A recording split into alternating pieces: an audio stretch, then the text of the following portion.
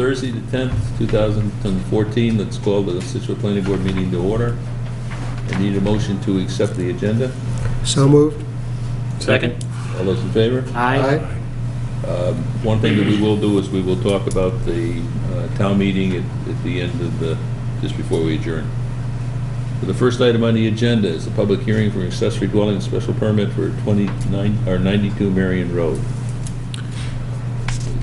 We have received a letter from the applicant indicating that he is, for reasons unknown, is going to be unable to attend this meeting tonight and has asked for a continuance to the 22nd of May at 7:30. So I need a motion to that effect. So moved. Do I have any discussion?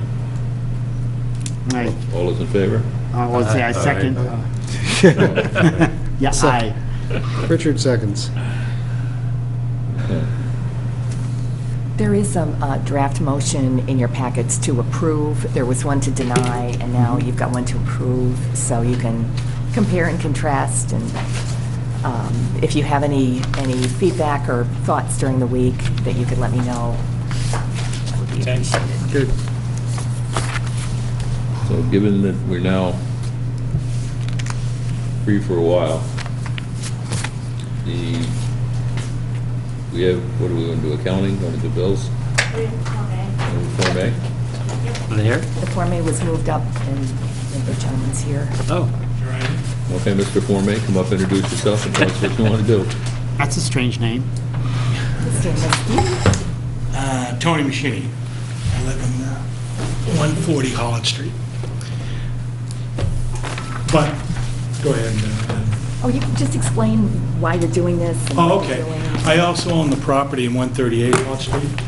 And what I'm doing is actually having a new plot, like a separate plot, about 2.5 acres. And within the next 10 years, I'm probably going to sell this property. And the reason why I want to separate it is I think I'm going to, or not think, I'm going to donate it or sell it to the town, that portion, because it abuts to the playground, where the Purple Dinosaur is, right there. Oh, yeah. About 2.5 acres or so. Mm-hmm. And I know that's what my family's owned the property since 1915, and I know that's what my grandparents and my parents would want. That's why I'm doing it. So is that this Lot A that you're talking about here? You can come up here if you want. No, It's easier. Yeah. that is correct. Lot A. So this is the town of Scituate land next to it is the Exactly.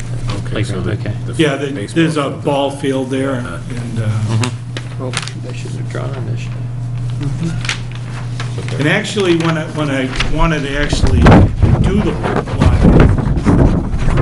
went to Ralph Cole, and he recommended that Lot B should be at least 40,000 square feet because of the two houses there in that. Yep. I actually wanted to do more in Lot A.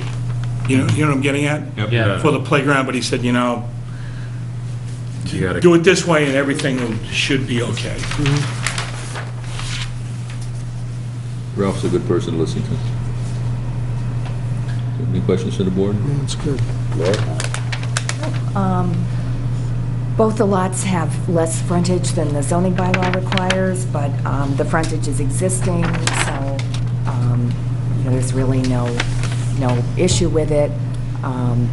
If Mr. Machini? Gee, that's right. Machini wanted to, he could make the lot for number 140 into a conforming lot, but it's something that I think he could go either way with that, because apparently the houses they're all fairly old and they predate Very old. the acceptance yeah, of zoning. right. So there's no real urgency to do that. So basically it's fine to endorse. Questions from the board? Questions from the public? We have a motion? Very admirable of you, I must say, for the Very good town. motion, guys. I know, I should, okay, sorry. I went off script, and you know how they're very tight about that. I move to endorse as approved under the subdivision control law, not required, an A&R plan of land, number 138 Hollitt Street, Scituate, Massachusetts, prepared by MR Surveying Incorporated for Anthony J. Machini, dated 3/5/14, as it is a division of a tract of land in one ownership into two lots under Section 81L, and Lot A is noted as not a buildable lot. The existing frontage of Lot B with an existing house is not being altered. Second. All those in favor? Aye. Form That's A. it, huh? All set? You're all done. What I'll do is I'll either sign them tonight or sign them tomorrow morning. Okay, no problem. Thank you. Thank you. I'll let you know when it's signed. Minutes?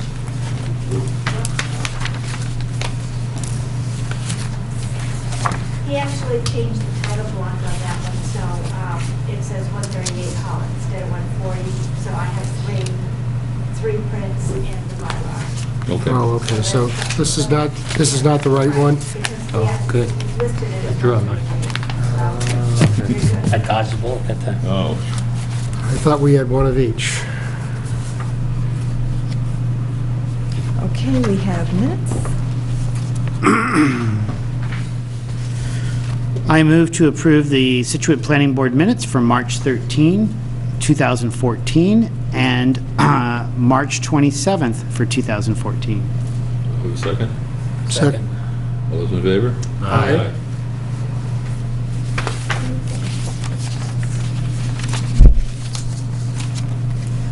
Accounting. All of this done.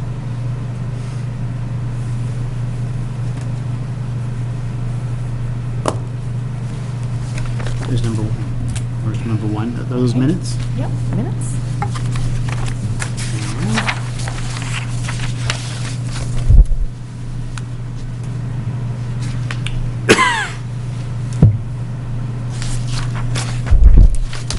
Number two. Great. Okay, and we have a little accounting.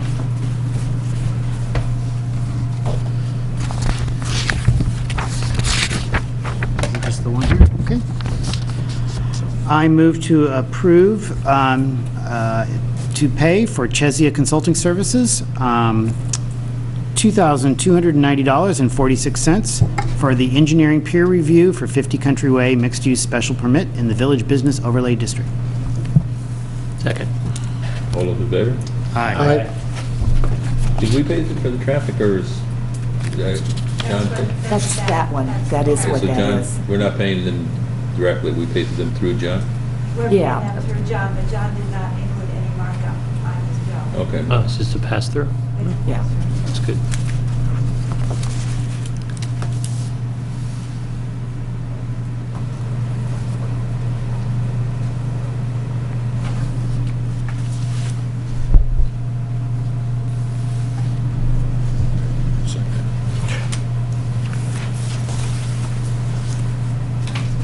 We can actually talk about the town meeting. Yeah, we can, Do that now. a little bit. We'll lead us off. Sure. There are a couple of pieces of new information involving the Village Business Overlay District. They have to do with the MBTA property. I asked the real estate manager at the T if they were still going ahead with the sale and how much property was going to be sold and so on. And he said they're definitely going ahead with the sale, but it's only going to be about half of that large parking lot because the other half is going to be kept for parking. So instead of 5 acres, it's 2.5 acres that they're auctioning. And I believe it was about 500 parking spaces in that whole lot. So, you know, it's about, 250, There was a- 250 that they're going to be keeping. Letter in the back. So I assume they're keeping the part closest to the station. They're keeping 240 spaces in the upper lot and 262 spaces in the lower lot, so a total of 502 spaces. So it's not clear which ones. Yeah, it'd be interesting to see where, those are located. If they did try to sell the land on the part that's closer to the old the old driftway, Yeah. closer to the main drag there, Yep. that would probably be good, because then they might be able to connect with a person who's owning that animal kennel place. I think it's John Tedeschi. It is John Tedeschi, yeah. And he knows about all this, and he's very interested, Okay. so, Yeah, that would make sense. Yeah, keep a strip over near closer to concrete pipe, Yeah. that end. yeah. I was Yeah. thinking for some reason that they were going to sell everything, I guess, east of Old Driftway and keep everything west, keep the big lot next to the station and basically sell off the one that's across the street. Yeah, that's what I thought they were Part going of to do. what's but- across the Yeah, street. yeah. But I think I had mentioned last time, like, just was curious, I drove through there, and that lower lot, it's not 100% full, but when you take the cars that are parking up on the upper lot, and you said, assume that you're removing them, and you bring them all down to the lower lot, it would be pretty full, so it's probably a good idea they're keeping a buffer. Yeah, Yeah. yeah. No, I And don't doubt I've that. kind And of, at the end of the day, if they find it's not a lot of use, they could always sell the remainder. It's all in the business overlay district, right? Well, if the Potentially. zoning change Yeah. goes through. Yeah. Well, that's what I mean. So- We proposed that it's all Yes. Yeah. in the overlay district. Yeah. And the other question I had for him was whether this was, public knowledge that this sale was going through. And he said there's supposed to be an article, I believe it's going to be in the Sunday Globe, but there's going to be something in the Globe about that, about the whole, transfer of that property. So, so that'll be good. It's before town meeting. It kind of gets it out there and, makes people think about it. Are there any restrictions on the sale itself? In other words, is it just going to go to the highest bidder no matter who or how or what? This says it has to, It's not like a development parcel. it says it must be Yeah. consistent with the town's zoning to be deemed responsive, that's all it says. Yeah, okay, well, that's pretty obvious, okay. They are waiting to see if Scituate passes the zoning before Yeah. they market it. Yep. I think in other towns, town hall has gotten more involved with trying to control what goes in. That doesn't seem to be the case here, so, but it's probably something that, we could do, or Tricia could do if she's interested in doing that. I think she would have probably done it by now if she was gonna do it. So, Was this Mark, was he part of the, was it called Transit Realty?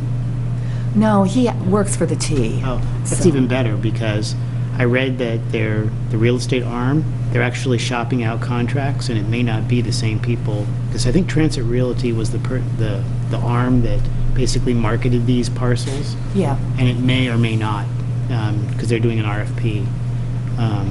So it could be other potential TRA companies. is Yeah. Perry, I think. I think that's who owns that outfit. So, So it's good that you were speaking directly to the T, as opposed to someone who may or may not be there. oh, yeah. That's yeah. what I meant, yeah. Yeah.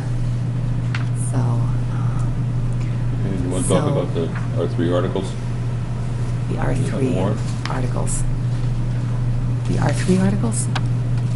R as. Oh, in- our 3 articles. Okay, sorry. I'm thinking artery zoning, what? Well, we've got handouts done, and those are at the very back of your packet. There's going to be one big fat handout. There's a cover sheet that kind of says a little bit about the article, and then behind that, there's the existing zoning with the cross-outs and the new language in bold, and that's there for each one of them.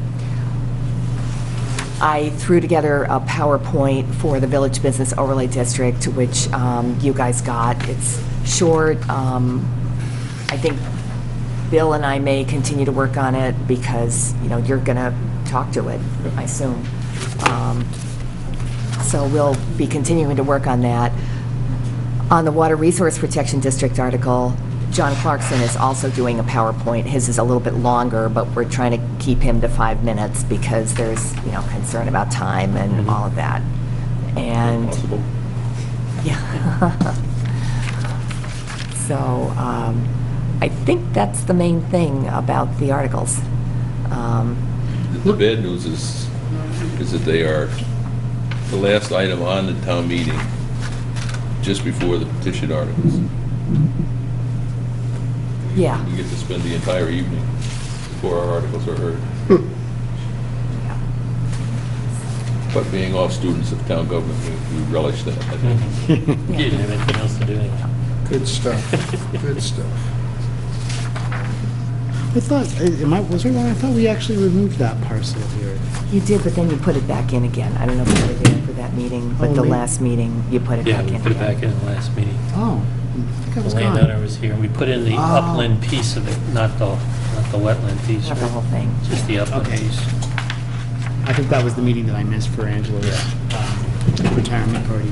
Then we had a nice meeting with the selectmen on Tuesday where Bill and John Clarkson explained some of the last-minute changes to the Water Resource District and why those had to happen and why there was, whatever confusion there was. It didn't seem very confusing to me or to any of us, but I guess the selectmen were, feeling like they needed to understand it, and it was good to put it out so the public could understand it, why there was that change to the map, so.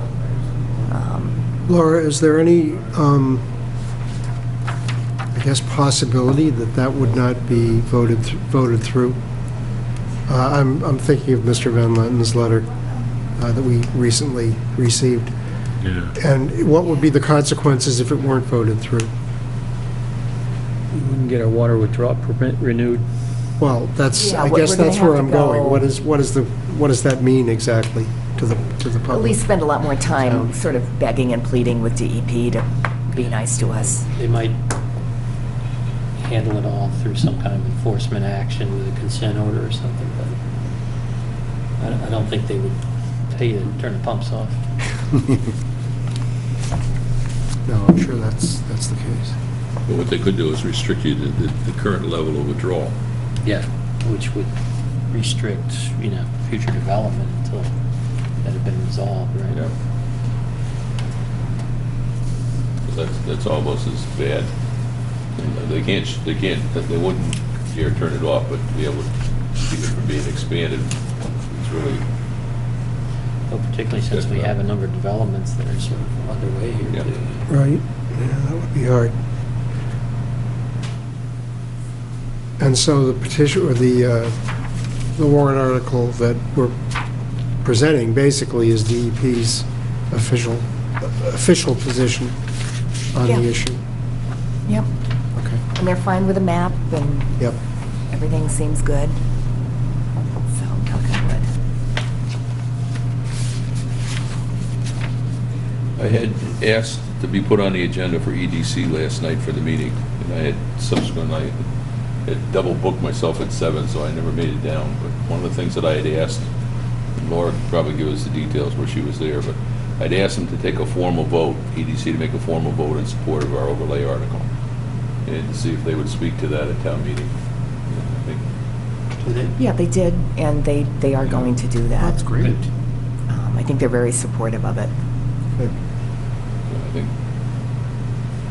but I think it helps everybody in the fact that that was a recommendation from EDC, and here, and in fact, here's the zoning that comes back with the support. Mhm. It's consistent with the study that was done. Reports are in the green folder, right? Okay. We did have a minor change in the Water Resources Protection District report. Was it, we didn't, No, we had to take out as printed in the warrant. oh, okay. What happened was the original report referred to the warrant, but the warrant didn't have the most recent map because the map got changed after. So we wanted you to revote the Water Resource Protection District report. Everything else in it is the same, it just doesn't say as printed in the warrant. Okay. So, With that as an explanation, do I have a motion to change the report to reflect that language? So moved. Do I have a second? Second. Discussion being none, all those in favor? Aye. So,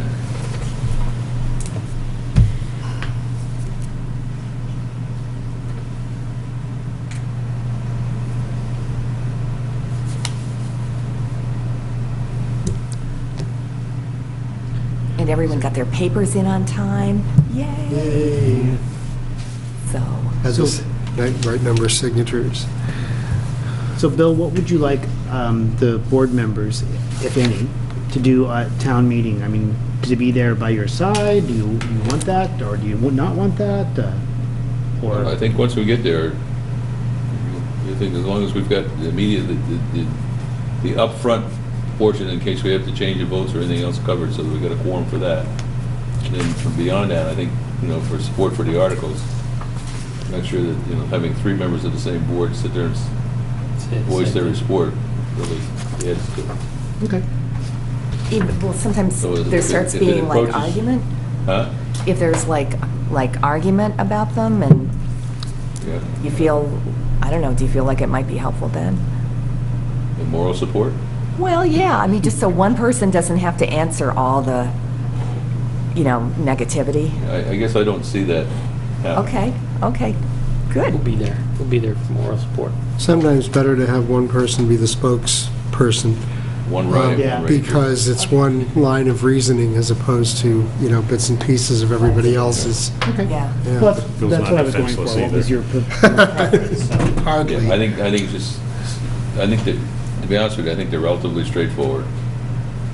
With the exception of what possibly could be discussed on the water resource. Yeah. I think we've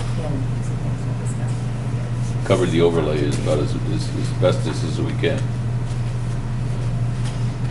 Okay. But knowing that you're there helps.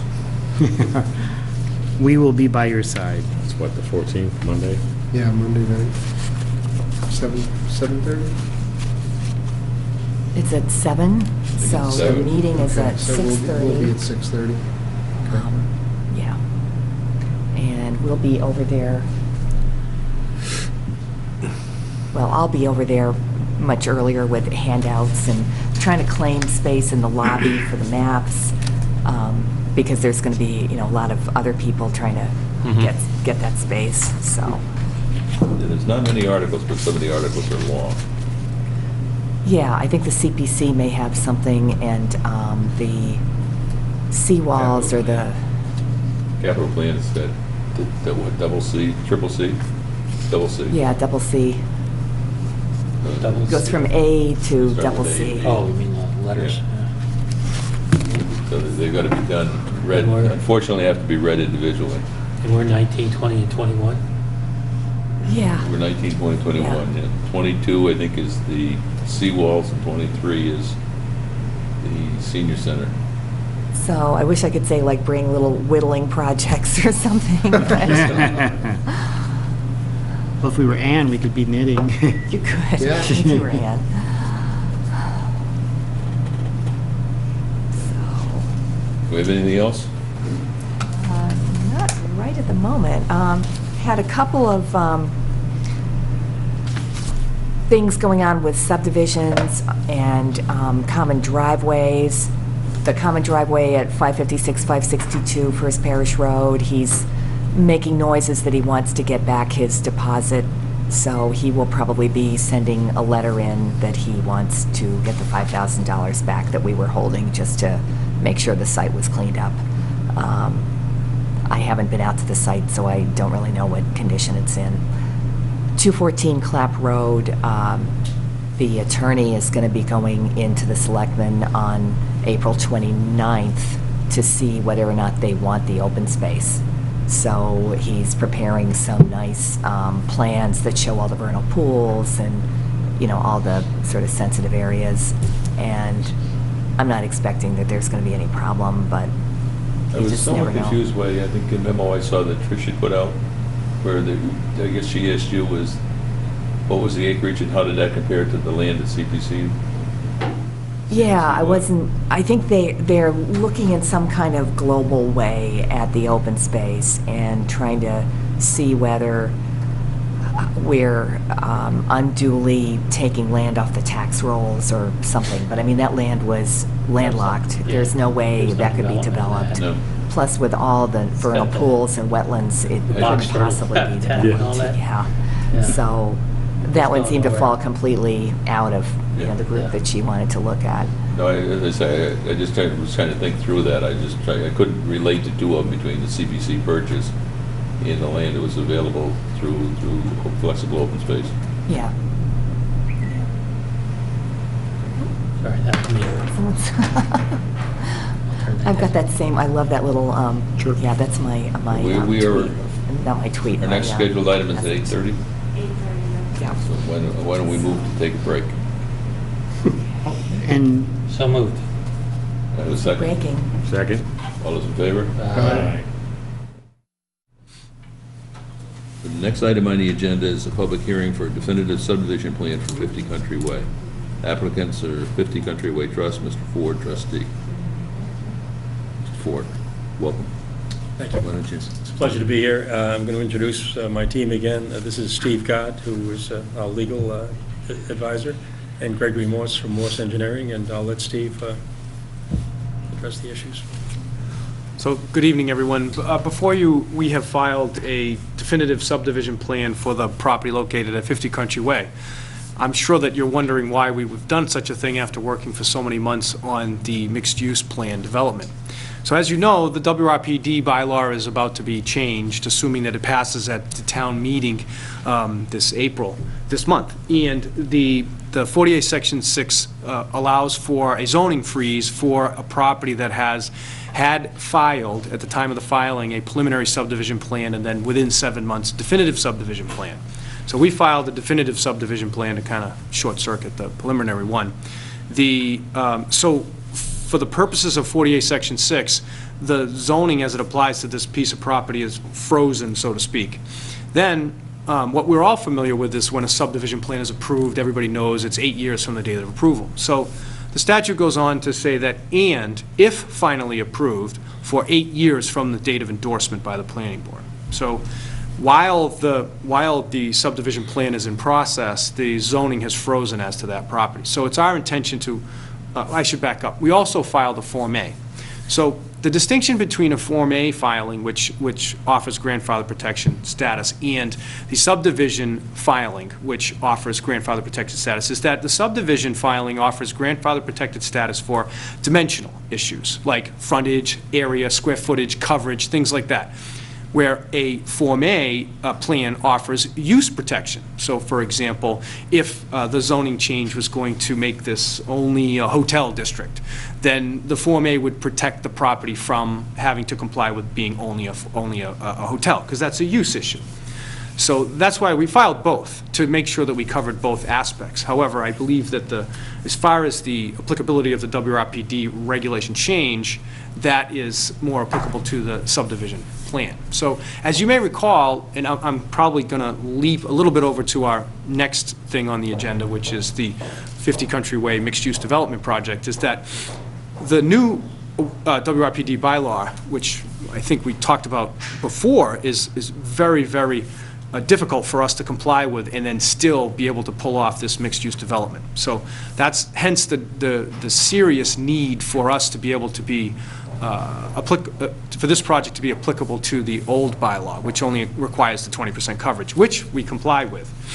So unfortunately, the spirit or the reason that 48 Section 6 offers these protections to the mere filing of a preliminary or definitive subdivision plan is as I'm sure you could imagine, you get developers who spent an enormous amount of money and time in developing a piece of property, going through the permitting process, and then while that's going on, they have a zoning change like we have here, and then all of a sudden all the work that's been done is really for naught.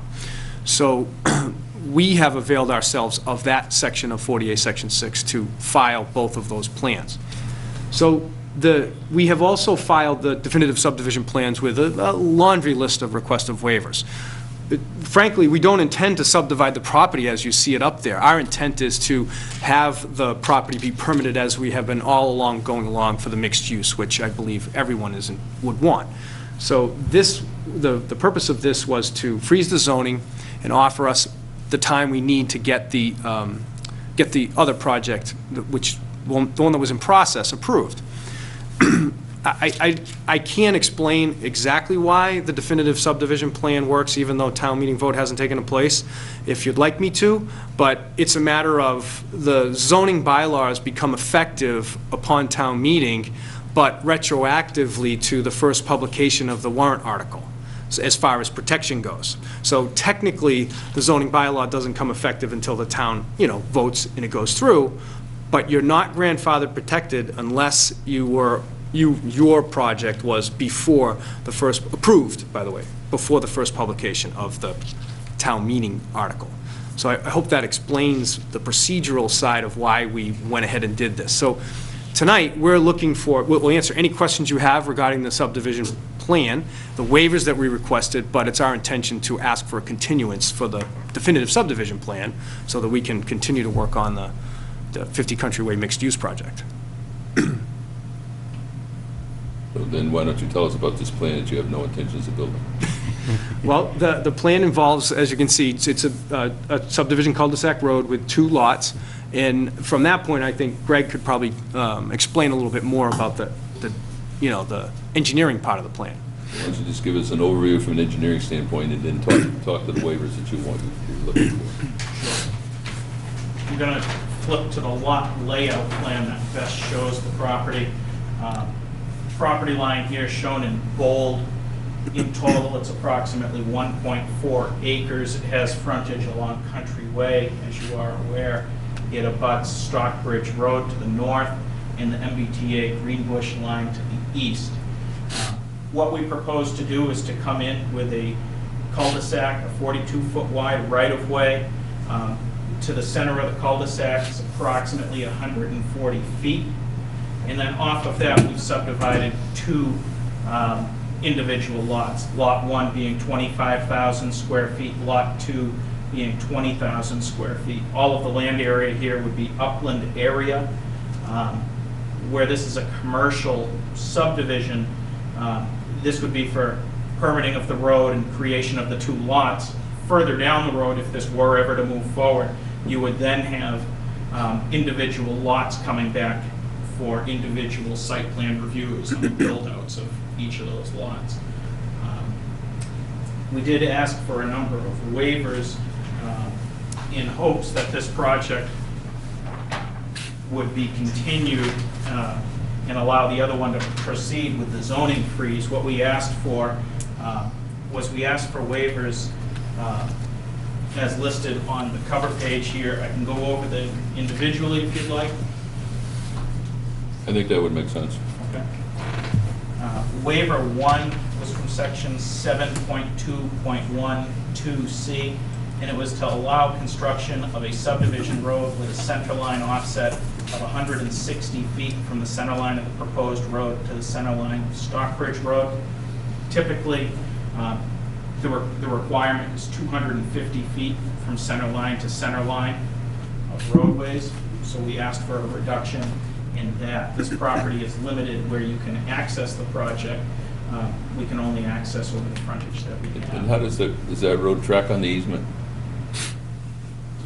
The railroad track? No, the road. The road? Subdivision road. Subdivision. I don't think it does. No. Does it? The easement that we use for access next to Morning Glories, I think is what Mr. Limbach is referring to. Yep, no, this does not utilize the access easement at all with Morning Glories. This is a completely new subdivision road. It runs right through the middle of the existing building that's there. The second waiver we were asking for was from section 7.2.12H, and that was asking to waive the requirement for curb radii at the intersections of the proposed roadway and Country Way. Out here at the entrance when coming in off of Country Way to the cul-de-sac.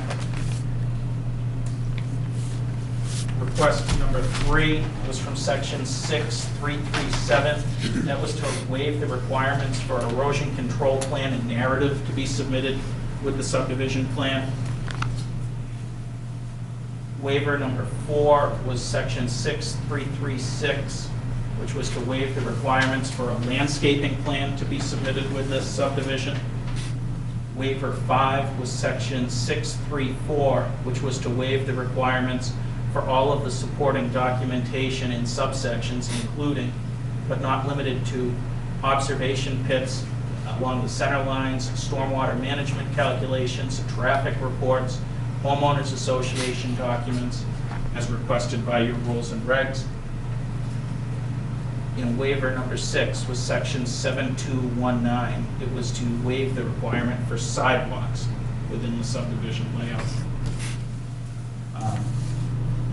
As you can tell from that list, some of them were waivers that we would anticipate if the project was to move forward. We probably would hold with the sidewalk request. We'd probably hold with maybe the curb radius request. Some of the other ones, some of the traffic calculations, the drainage calculations, et cetera, were this project to move forward and undergo peer review and everything. I understand we probably would have to provide those. Our hopes were that, given the limited amount of time that we had to file this with you, was to ask for the waiver. And if you deem that it's required to submit that information at this point, we'll certainly submit that information, but we requested the waiver given the time requirements we had before us. Laura? I've seen a lot of definitive plans filed to grandfather property, and I can understand a little bit the way you're interpreting what Section 6 says. I think it's known as a really difficult section, but what I use is a reference by Mark Bobrowski, who is a kind of guru for zoning in Massachusetts. It's the Massachusetts Handbook of Zoning Law. And when he talks about grandfathering with a definitive plan, there's never any discussion about it being sort of an ongoing situation where it's continued and continued and continued, and during that time, an application could come in and be approved and get the grandfathering. It's always talked about in terms of the plan gets approved and then that establishes the grandfathering. So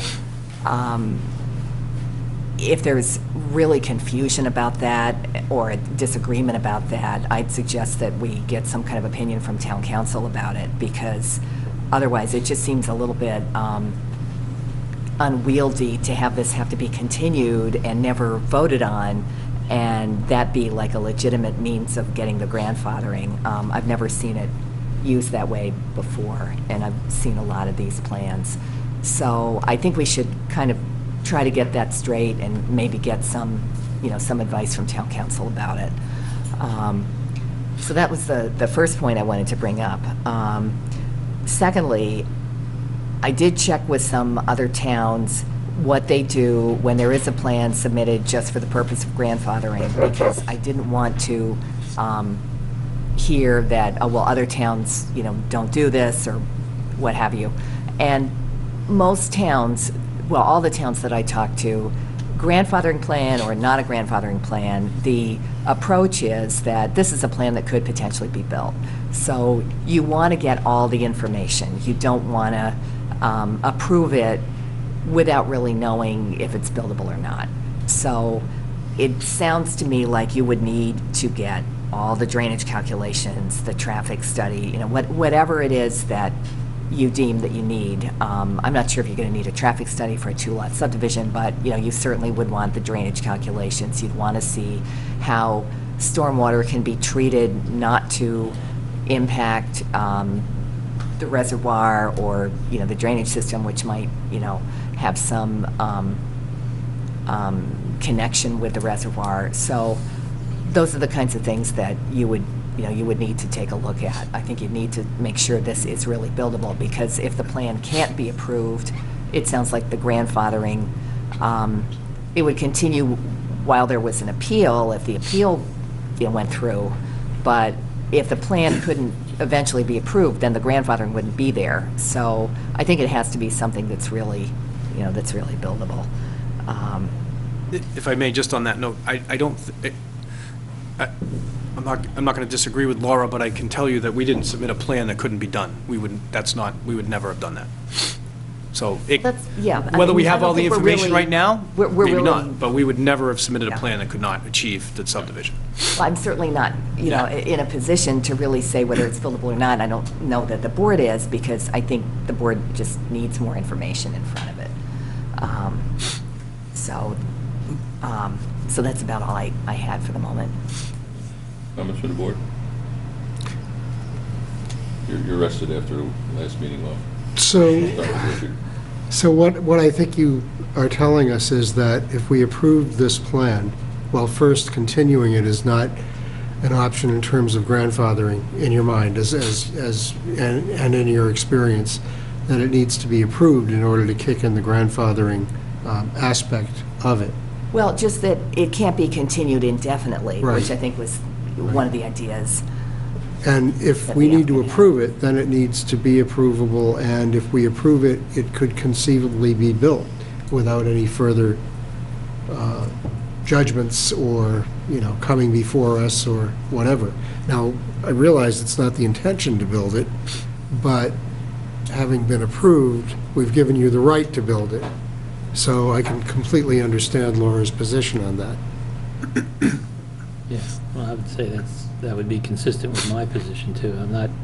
I don't think I would be in a position to approve a subdivision where we didn't have the information that should normally be provided with a subdivision, regardless of your objective, because if we approve it, as Bob said, you'll have the right to build it, and I think we have our obligations to review it as we would review any other subdivision. Is there any other way to preserve or grandfather the zoning? I mean, did you look at all the other options? And I'm asking this because I don't know. Yeah, that's a good question. So we do have a significant amount of pre-existing if the WRPD new bylaw passes, we would have some pre-existing non-conforming coverage that we would be able to avail ourselves of. The problem is that we're talking about a commercial structure. So to raise and reconstruct a commercial structure, you do not fall under Clause 1 of, the exception Clause 1 of 48 Section 6, which only applies to 1- and 2-family homes, which are allowed to be raised and reconstructed in a pre-existing non-conforming. With a pre-existing non-conforming commercial structure, or I should say any structure not a 1- or 2-family, you can't tear it down. You can only renovate it. So that's so you're right, Mr. Taylor, we looked at the other options, which would have been, okay, let's just do a 48 Section 6 finding with the ZBA, and then we can deal with it. But the problem is we only have about 40% coverage. And you're talking about almost eliminating the entire Zone A for us as far as being able to develop the front of the property. It goes through, well, you remember from the plan, it goes through right behind the existing building. There's just no, the coverage is so small, the impervious surface is such a large area that we just wouldn't be able to develop it out front. So unfortunately, that was considered, and it's just not an economically feasible option. And I did discuss it with Neil Duggan, as a matter of fact. I had a discussion with him about the difference between, tearing down a commercial structure and being able to avail yourself of the pre-existing non-conforming structures and uses, i.e. the coverage. And, it's not there.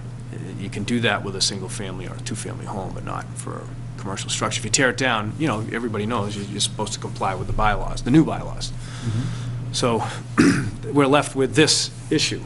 And essentially, this is, in my opinion, the only way we were able to fall under the old bylaw, the old RPD bylaw.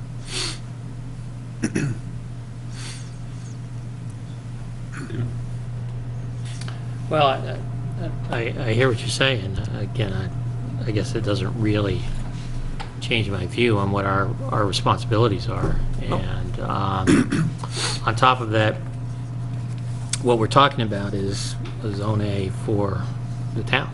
And so at a minimum, we would have to see what the impact to the town water supply is with this development, whether it's this development or some other development, so. Well, you make a good point, and I think in our last presentation and the presentation before that, what I tried to impress upon the board is that what we would be doing with the groundwater or the runoff water is we're recharging it into an area that's not even in the zone. So it's really a shame that we couldn't go as a matter of right with the proposed plan, because we're going to actually we would be handling the runoff water better under our proposed plan by recharging it into the non-aquifer protection district, as opposed to, even if we have to comply with the new plan, that's all going to stay the same. We're not going to touch the front, so you're going to have the same.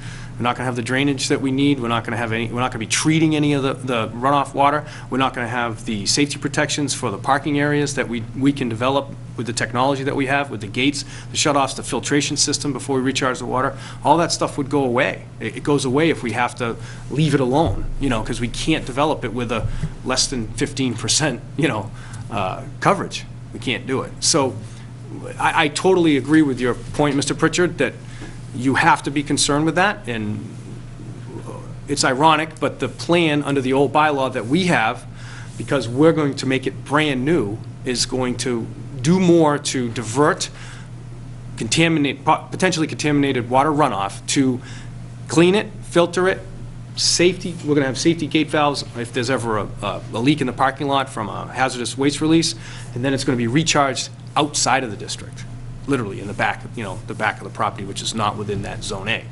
So this is a really good project for this site, and it will improve this, not only the site, but it'll also take leaps and bounds to protect the town's water supply, as opposed to what's there now. Bob? No, I think, that's absolutely right, and I think we're all very much I'll speak for myself. I'm very much in favor of seeing the project go ahead substantially as it's been presented to us. I do think we have to cover our bases with this plan, and I think it's going to require additional information for us to approve it, and then therefore achieve the grandfathering that you need in order to allow the original plan, the plan that we've seen, to proceed. And I certainly hope that happens, because I couldn't agree with you more. It's a huge benefit to the town, and I can see it would be a real benefit to the water quality and water protection as well. Thank you, that's nice to hear. Bob? Those are, my feelings are along the lines there that, we're kind of following the rules here, and for the subdivision to be approved, we need a certain threshold of information, and then we can, we appreciate all the effort and time that's gone into the other plan, but, if something were to happen and this was approved without all the information, then there'd be some wiggle room there. So, that basic threshold of maybe the stormwater calcs and some of the other requirements, I think would give me a better feeling, knowing that if something were to happen and this is the direction we had to go, at least we've got that information covered, those bases covered. Hey. I don't quite understand what our options are, though, in the sense of if they've got, town meeting is next Monday. And it's my understanding is that that's when the regulations, if it gets voted, that's when the new regulations would take effect for the Water Resource Protection District. Back to the warrant being advertised, you said? Yeah. But what, the grandfathered protected status is achieved upon the filing of the preliminary/definitive subdivision plan. That has to be done prior to the effective date of the bylaw. So some would argue that the effective date of the bylaw is when town meeting passes it. But I took a very conservative approach, and I made that effective date of the bylaw, I'm interpreting it as being retroactive to the date of the first publication. So we filed before the date of the first publication, so regardless of what that bylaw says, whether it passes or not, if you approve it at any time, even after it passes, within the process, then we're grandfather protected. For example, the statute specifically talks about a 7-month window from the date of the filing of the preliminary plan, which then freezes the zoning to the filing of the definitive plan. So you would, again, you'd have 7 months just in that, and that's specific in the statute, you'd have 7 months to file the definitive plan. During that 7-month time, if the law changed and the definitive plan was filed, then we'd still be protected. Does that answer your question? I think so. Yeah. I guess I was trying to figure out, like, do we have, asking you to provide more information, it sounds like we do have some leeway in being able to ask for that information and still not Yes. prohibit you Yes. in what you would like to do eventually. Yes. So say next meeting, we provided the information that you looked for, and then you either took it under advisement and then approved it at the next meeting. Say we went a couple of meetings out, and the town meeting had come and gone. The grandfather protected status from your endorsement, actually, it's 8 years from that date, but it goes back to the date we filed the preliminary plan, or the definitive plan was filed. It's easier to understand it when you talk about a building permit. If I pull a building permit the day before town meeting changes the bylaw to change my lot size from 20,000 to 30,000 square feet, and I only have 20,000 square feet, I don't get to build that house. If I pull the building permit before the first publication of the change of that bylaw, backtrack to January, February, then, and I have that building permit in hand, I'm protected whether or not it goes through. So it's the same thing with this subdivision plan. Is there any way to sort of voluntarily do this? Voluntarily to do what? So if we were to approve all these waivers and approve the subdivision plan, is there a way for you to voluntarily say you would not build this? Well, then you have to not. I think that, yeah, we conditions of approval would prevent us from probably effectively building it. I don't think that there would be, I don't think that that's a problem. I think for us, this has to be treated as though it's a definitive subdivision plan that has the potential of having a grandfathering benefit to you. I think But to you're us, right. grandfathering is really immaterial to what we're looking to do. We've got an Absolutely. application in front of us Yep. that needs to be treated the same way that any other application for a definitive plan would be. Right. See, the reality, though, in this case, is that there'd be no incentive for me to ever do that subdivision because the present use is superior to that. Right now, I have five I productive wouldn't- economic units on the I property. wouldn't argue that. But what happens is this is the vehicle that you need to do Right, to get the grandfather. right. Right. So that's the benefit that you get out of it. But Yes. Right. The reality is to this board, it's still a definitive subdivision that has to be treated the same way that every other subdivision has to be treated. I suppose the flip side of that would be that if the mixed-use special permit was issued, you could condition that the lot not be further subdivided. That goes out the window, Yeah, right. assuming, we get down to that road. That could be a condition of. We do that. Right, But when I Obviously, look at it, I understand why you're here and what you're looking to do. right, yes. Yep. But the vehicle that you're choosing, and I also talked to Neil about what I could do with the retail.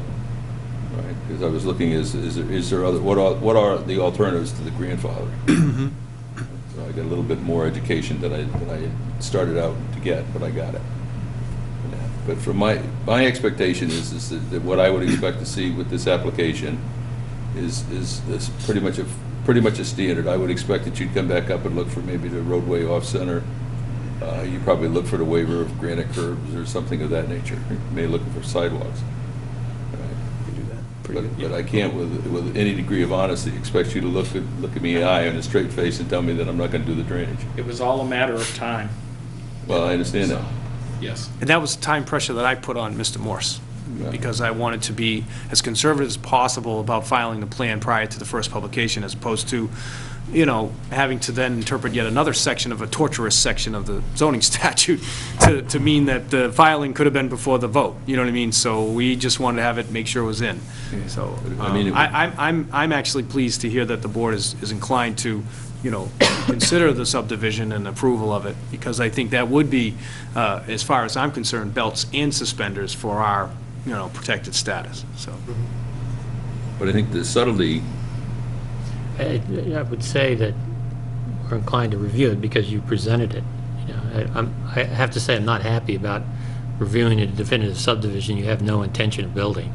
I mean, we're pretty busy, so, so adding, you know, a whole nother layer of work, I mean, we need to do what we have to do, but I can that's tell you why I that- was trying to find some way to, Well, that's why I asked the question, and was there any other way? Oh, You yeah, know, yeah. Could we, because I think generally, we're all very supportive of the original Yeah. proposal.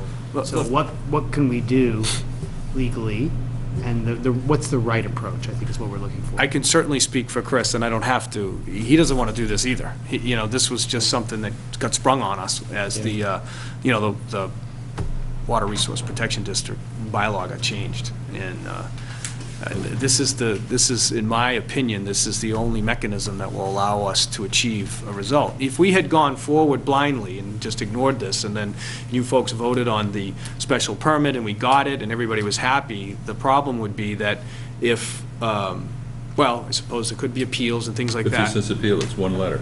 What's that? I said it'd be a 50-cent appeal, it's Yeah. writing one letter. And even, and they say that nobody appealed it, say none of the neighbors appealed it. We're either gonna build it out ourselves, and then we're gonna sell the units or rent them, or we're gonna flip the whole project to a developer that can afford to build this out.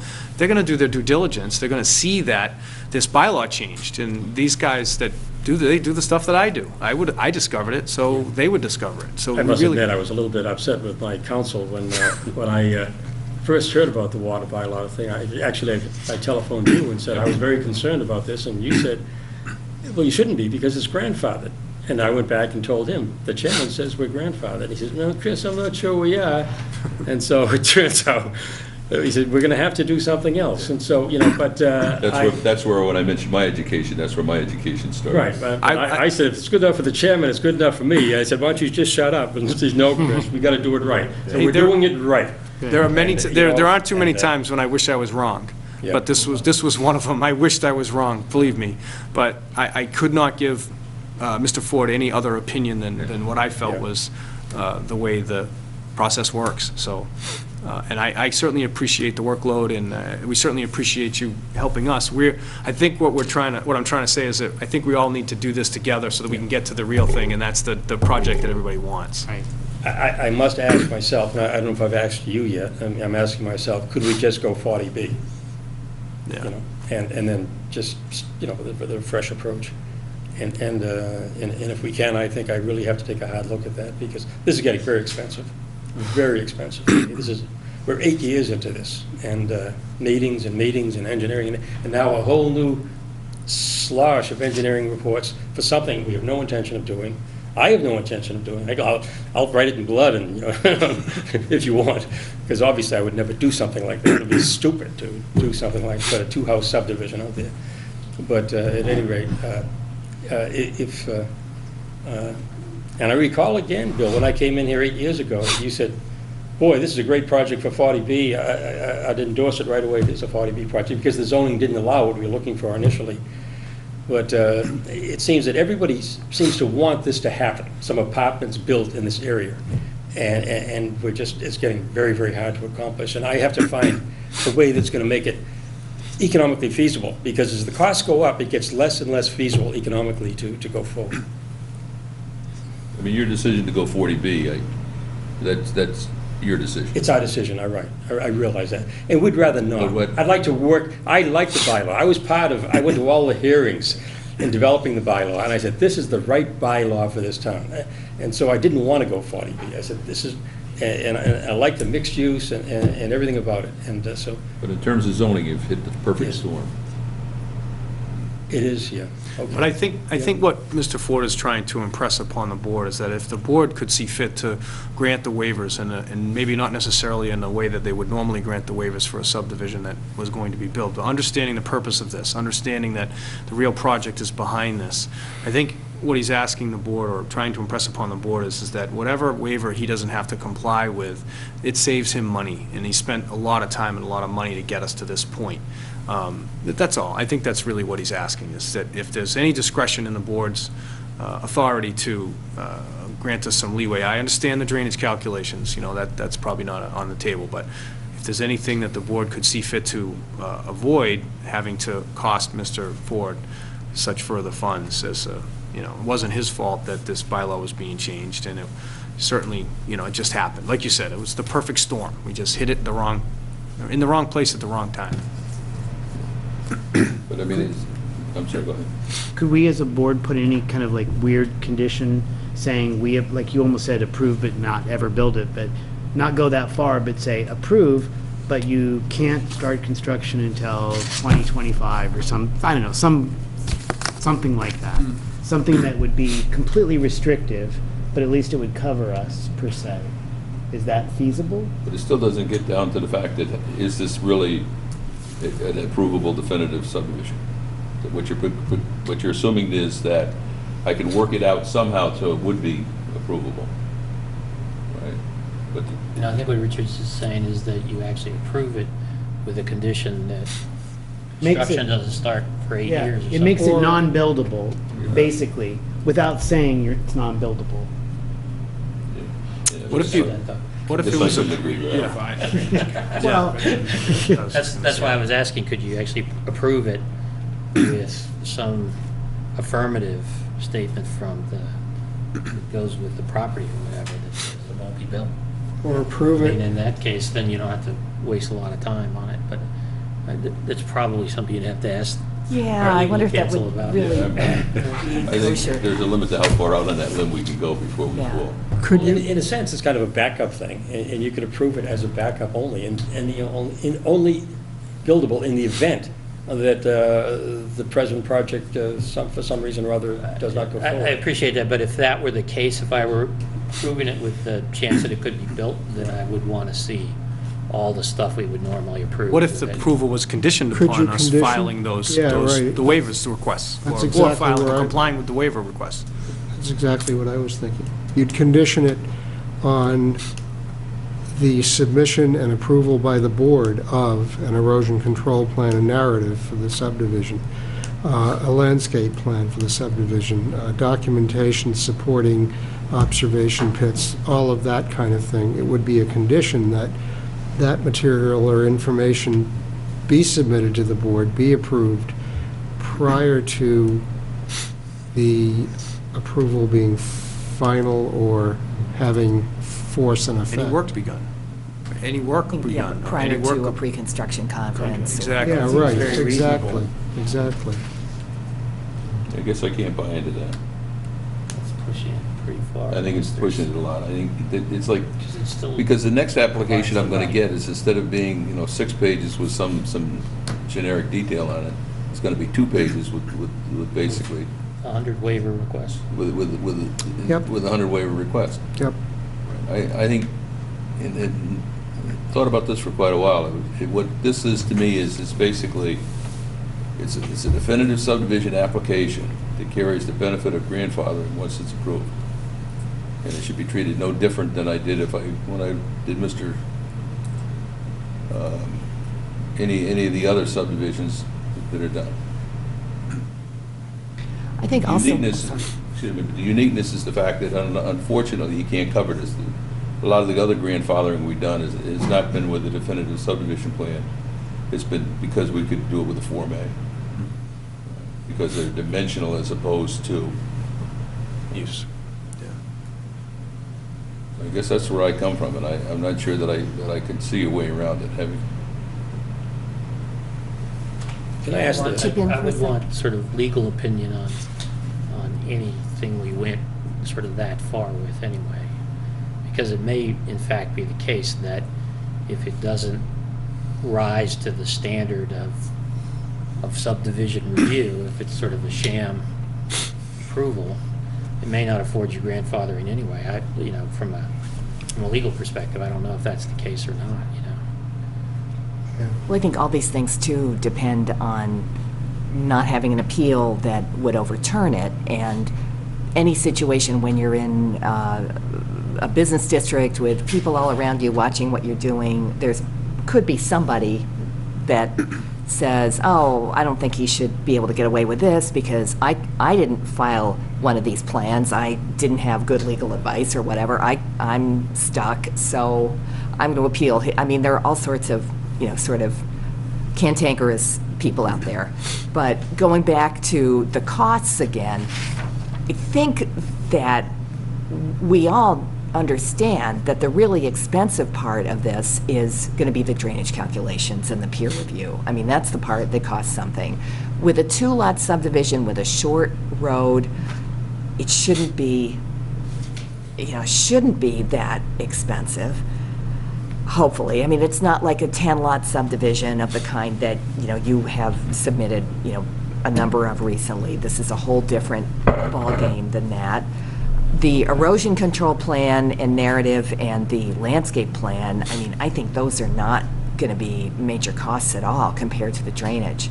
So if it's really a cost issue and the board is concerned about a complete application, if you've got like 90% of your costs that you can't waive and maybe only 10, 15% of your costs that you can, is it really, maybe it would just be easier on everybody. And when you think about your costs of having your representatives and all that, just go with the things that, that are asked for in the regulations, and that it sounds like at least a fair percent of the board wants to have done.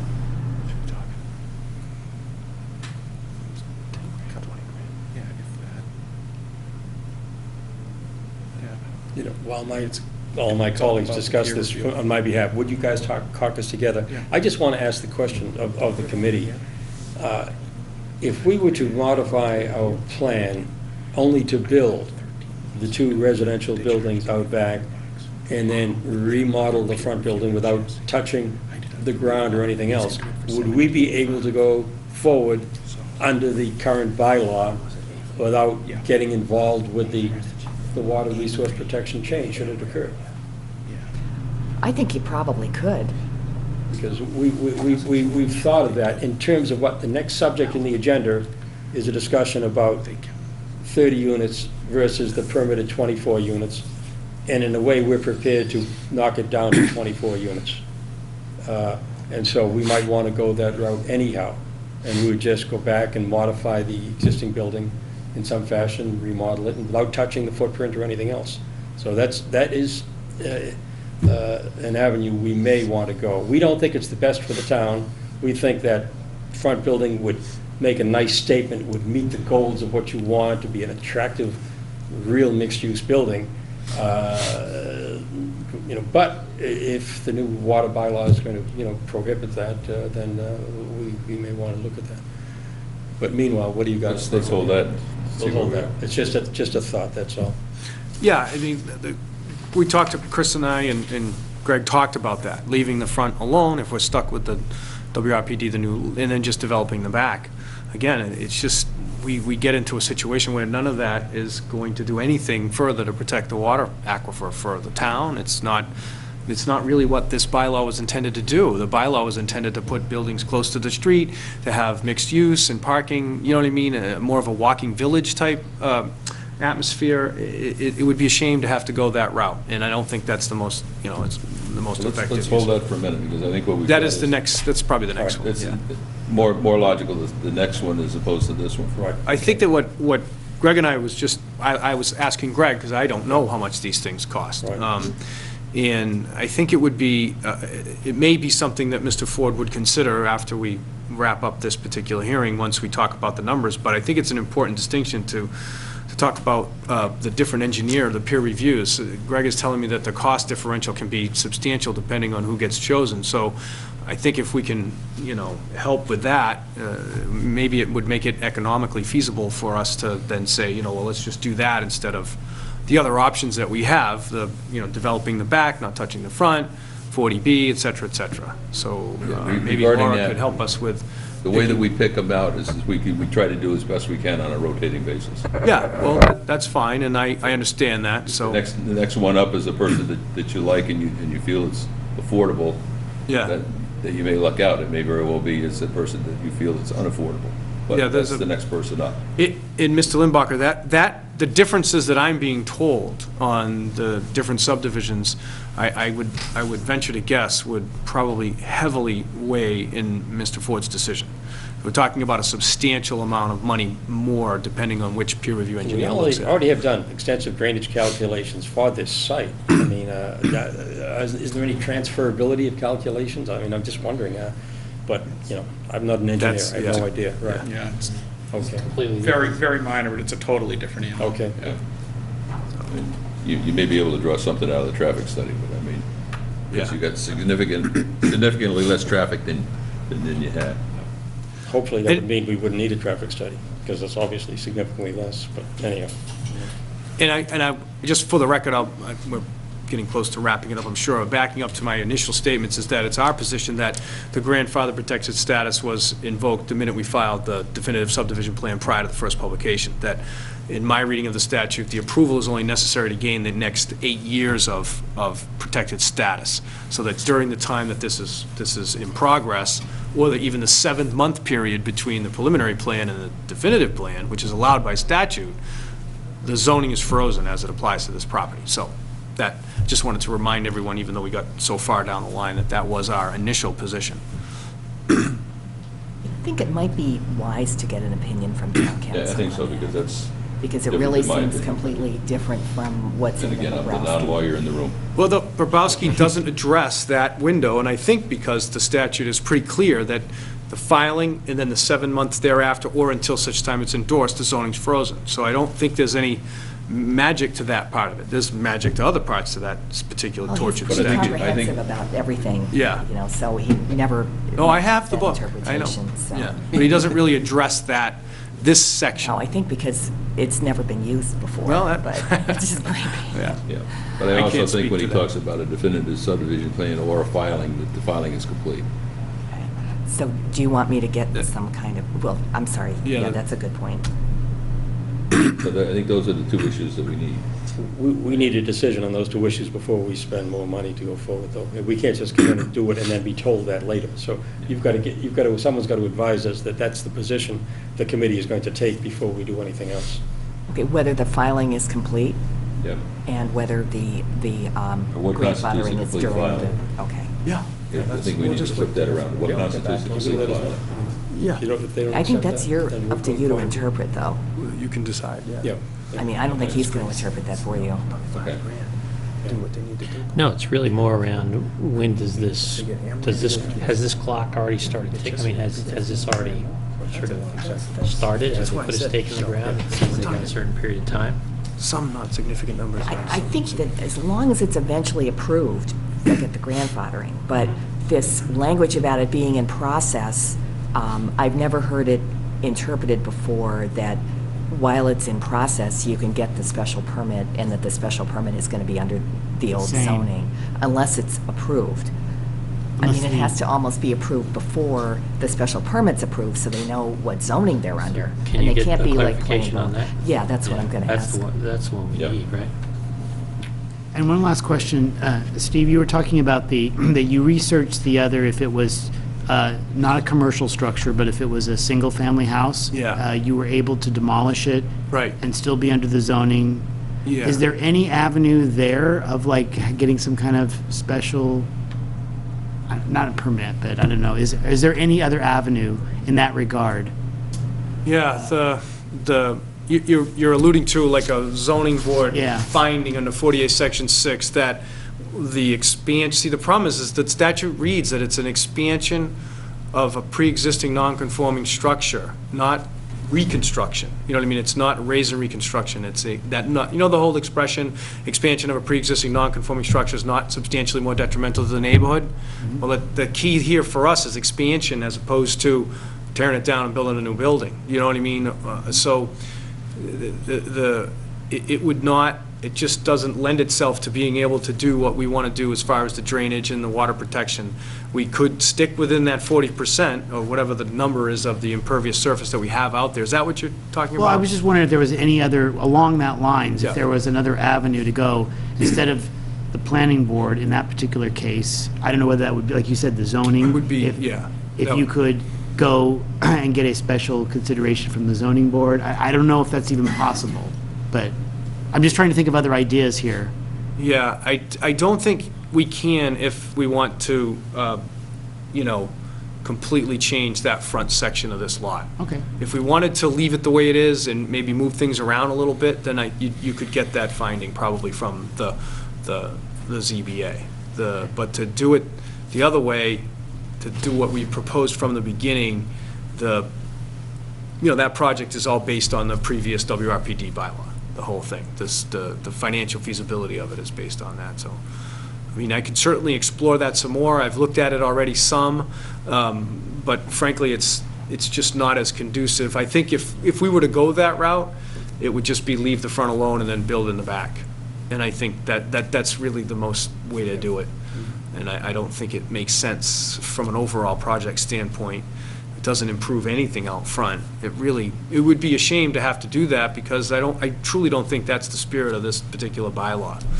This particular bylaw is encouraging that village kind of business district atmosphere. And Right. we're just going to be sticking buildings in the back with homes and, residents in them, so. Right. But to your point, we did look at it. I don't believe that it would allow us much more than what's there now, so, unfortunately. All right, well, that's good to know. See where we are. Good questions? Questions that we're going to ask town council? Well, I just had one question, which is what is the zoning going to be if the plan is just continued indefinitely without necessarily, coming to a conclusion? Is the zoning frozen during that period when the plan is just continued, when the plan is just in the process of being continued? But never officially But never approved. officially approved. Well, it gets superseded by a flexible open space plan. Basically, Yeah. that gets approved before the definitive subdivision gets approved. Well, that's what I think there's a question about, at least in my mind. That's the question, yeah. So, yeah, so I'm I think going that's to right. put that question out there. And then the question about the complete versus the incomplete filing, I mean, it appears that this filing, unless these waivers are granted, that you could consider this an incomplete filing. But, I don't know if you really want to go down that road, because then I think the grandfathering, then you could just deny this right now, and then the grandfathering I is guess what I'm gone. going to suggest is, rather than sit there and say that the filing is incomplete, is say that there are additional things that are going to be required to evaluate this proposal. Okay, and you want me to ask whether that changes the zoning freeze? Could I ask that you draft? I mean, what do you want me to ask about the incompleteness? Well, my concern is I don't want to come back up and have 3 pieces of paper to sit there and just say, this is what my plan is, I'm not going to waiver 100 things. That I think is unacceptable. What I'm trying to do is to find out, what can I do with this? Can I sit there and say that at this point in time, we need additional information, specifically the things that you've asked for to be waived? Well, that's one of the reasons why I asked these other these other towns what they do.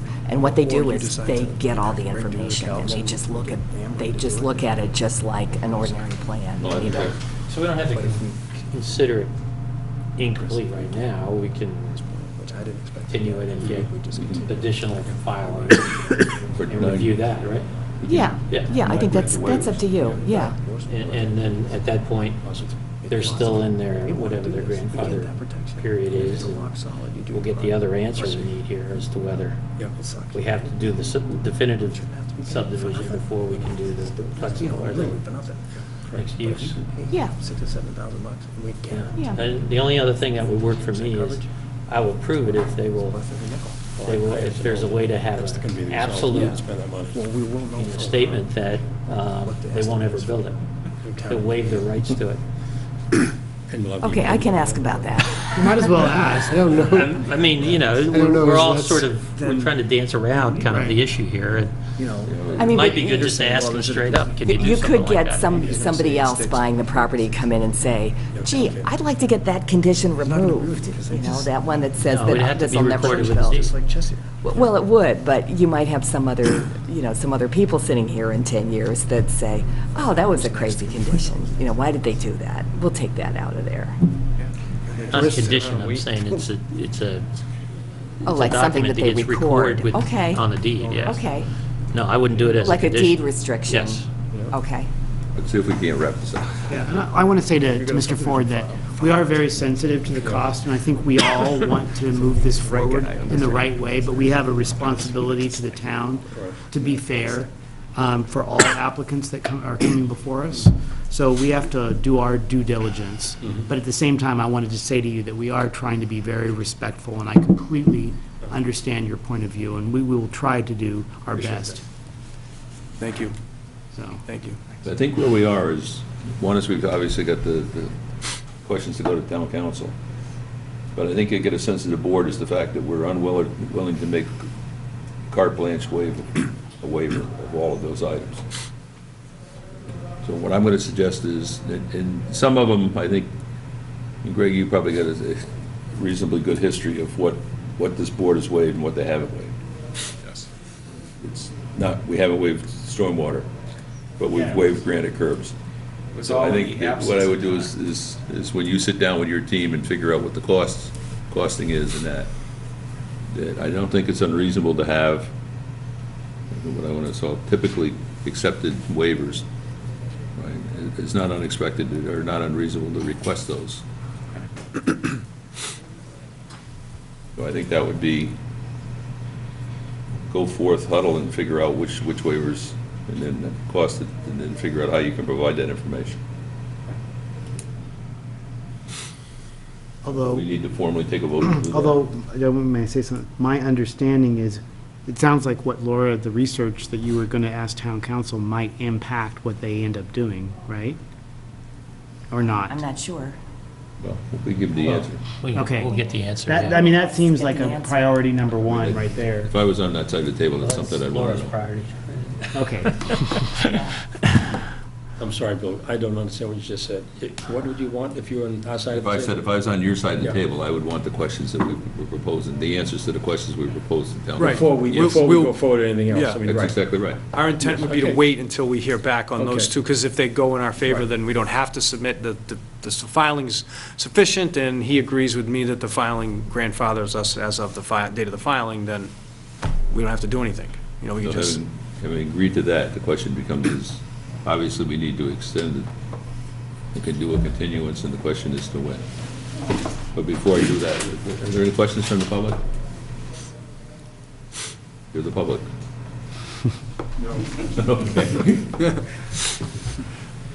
Okay. Sorry, Karen? We have a time for continuance. It's on the It's in a motion. The motion here. And are they familiar with this date and have, They were the ones who suggested the date. okay, just one, We picked the time, but they suggested the date of the. okay. I move to accept the applicant's request to continue the public hearing for the definitive subdivision plan for Greenbush Park at 50 Country Way until May 22nd, 2014 at 8:30 PM. And to accept the applicant's request to continue the time for action until September 30th, 2014. Second. Discussion. All those in favor? Aye. Okay. we can continue to work on the other one. How come, like, I'm losing everything tonight? I'm like, I have those waivers, I'm like, I'm going through this like 3 times. So I bring my computer, because all 41 documents we got are on. I know, yeah, there's a huge It's list. unbelievable. Yeah, I'm looking at the same thing. What happened? Continue to Okay. the public hearing to, this is May 22nd at 8:30. Why we don't read superfluous. 8:30 or 8:20? 8:30. 8:30. But I agree with you, if they want to use it as a, And this Backup is, right. you gotta do it the right way. Well, and a new owner could come along and say, even if we had these folks sign off on it, it'd never be built. I mean, once you start backing up, the question is, at what If point? it was a deed restriction, then you could enforce it. It's just, we have to. But, you know, you can't build that, but what can you build? Somebody comes in with one small aspect Well, of then it it'll come changed here. with all of the backup information required, and you go ahead and I like that you one. get something very similar to that. Oh, well, that's okay, that's fine. It's all in how you write the That's document. just That's the sheet we a need. subdivision application, I think is what it should this is say. just the. Yeah. Yeah, that's all you have to fill out. We need big print on the right. Holy cow. I'll see if I can find big print. I get big that? print. I get big What print. drawing is that? Okay, the next item on the agenda is continuation of the public hearing for mixed-use special permit in the Village Business Overlay District, 50 Country Way. Applicants, Mr. Chris Ford, or 50 Country Way Trust, rather, I'm sorry. Let's find out what they're. What I did, and I think you guys got a copy of the email from Karen, or the request from Karen, what I want to do is talk about the density. We've talked about when we did the traffic study, we came back up and we made it, we continued with the higher density, because that gave us a sense of the impact. It also gave us a sense of what the impact on parking with parking waivers would be. And we've looked at it in a number of units, but I think before we go any farther, I think what we need to do is to kind of just step back and figure out exactly how many units should be there, how many units should be permitted, and what should be the parking for it. And what drives that is the public benefit. So I guess having that set the stage, I'd ask if you come back up and talk to that. Talk to either density and or parking. I just want to say, I don't think your intent was made perfectly clear to us. All we heard was that this was to be limited to a discussion of public benefits. The word density did not appear in that thing, and that puts a little different twist on the whole thing. I had no idea you were talking about, you had issues about density. But, and having said that, we might not be as prepared as we'd like to be, but the communique did not use the word density as a concern. It Well- only said public benefits. Okay. Is it my understanding that your question about density is the difference between the units as a matter of right and the bonus units as a Yeah. public benefit? So Yeah, really, that's it's all. only Okay. density as it relates to the public benefit Yeah, bonus units? yeah. Okay, I mean, okay. and I agree with Right. Mr. Ford. I was a little panicked there for a Yeah. second, thinking, oh boy, I wasn't No, I prepared for that part apologize of if I it. didn't make myself clear in No, terms okay. No, this of long- either how it was transmitted to you or what I was looking at Yeah. transmitted. Well, I think we understand ourselves. Your concerns are about the density as a result of the bonus units and the public benefit related thereto. So, obviously, to start out, that we've proposed, we have 24 units as a matter of right. That would result in 46 bedrooms, I think it is how we kind of equated it to it is spreading it out between 1, 2, and 3 bedroom units. So we'd have 46. So what we are proposing is to avail ourselves of the bonus units under the bylaw in exchange for a public benefit, which would add 6 units to the proposal, giving us 30 units altogether, which would, I'm sorry, did I get it backwards? Well, it's a little bit backwards. I want to do the bedrooms. Yeah, let me Chris kind can of- speak to the bedrooms better than I can. Let me restate that portion of it. I think one of the shortcomings of the bylaw is unit is not defined, okay? And I think there's a perception that unit is, on an average, 2 bedrooms. But it could mean 3 bedrooms. You could have, under the bylaw, you could have 24 3-bedroom units, okay? And/or you could be limited to 24 1-bedroom units, but it isn't clear. It doesn't say, it just says units, so no one really knows. Now, we could have gone, as it turns out, we've proposed a total of 46 bedrooms in the configuration of 14 2-bedrooms and 12 1-bedrooms. That's a total of 30 units. We just as easily could have proposed 24 2-bedroom units and had 48 bedrooms and had less density, have more density, rather, than what we are proposing. In other words, our current proposal of 46 bedrooms is less dense than, if you would interpret it, we could have 24 2-bedrooms. That's my point. And we tried to make the project less dense, and we reduced the parking from our previous calculations. Before, we had a mix of 3 bedrooms and 2 bedrooms and 1 bedrooms. We may have had as many as 50 bedrooms. I can't even remember the total. But now we're down to less than 48. We have reduced the density in this process as we've gone forward. Now, if you want us to go back to 24 units, we'll make them 24 2-bedrooms. I think it makes better sense for all of us to have. Well, I'd like a project where you'd have a mix, because not everybody needs 2 bedrooms. Okay, so the density factor we had, we're slightly below the 48 bedrooms we'd be entitled to if we chose to do 24 2-bedroom units, which is where we'd go if we can't reach an agreement. And Chris, you mean, if we get the bonus units, the 6 bonus units, we're Yes. actually going to be below the 48 bedrooms? That's right. Because That's we're what I'm going to saying. mix them up with 1s and 2s and a few 3s. We're not going to have a 3. We're not going to have 3s, but No 1s and 2s. 1s and 2s. So 16 2s and 14 1s equals 40, fewer units, right here. So that being the background for the pitch for the bonus units is that The public benefit to the bonus units is going to be preserving an historic building out front, reconfiguring it so that it meets the bylaw and it lends itself to that village district type atmosphere, as well as the bike path, continuation of the bike path that comes down from Driftway along behind the railroad, and then it's going to go behind our property on the MBTA area, and then it's going to cut through our property and then come out onto Country Way and connect with the bike path that's going to begin there. It'll actually give us the continuous loop from the harbor path all the way out to the bike path up here. Now, that is, there are a lot of implications that come with creating a bike path. It has to be electrified. It does have a cost. We're throwing around numbers that are in excess of $50,000, $60,000 to build this path. And with that becomes maintaining the path, and then the exposure or liability that comes with having not necessarily invitees or guests or unit owners in the premises coming through. There would be an added cost to the homeowners association to pay for the insurance that would cover public being allowed to, come through the property with bikes and walking and things like that. So the and while an added benefit is going to be the rental part of this component to this project, with the affordability of that rental, and as that counts towards the town's 10%, that is not necessarily that's our intention today, to develop it that way, but it's not necessarily a fixed component. It could result, as we've all seen, that while this project is being permitted and then developed, the market could change, and then it could end up having to sell the units to make it feasible, as we're seeing in Stockbridge Road. It's gone back and forth between selling units, renting units. So I'm not really suggesting that that's a part of the public benefit. I'm just telling you that the point of our project is to offer affordable rentals.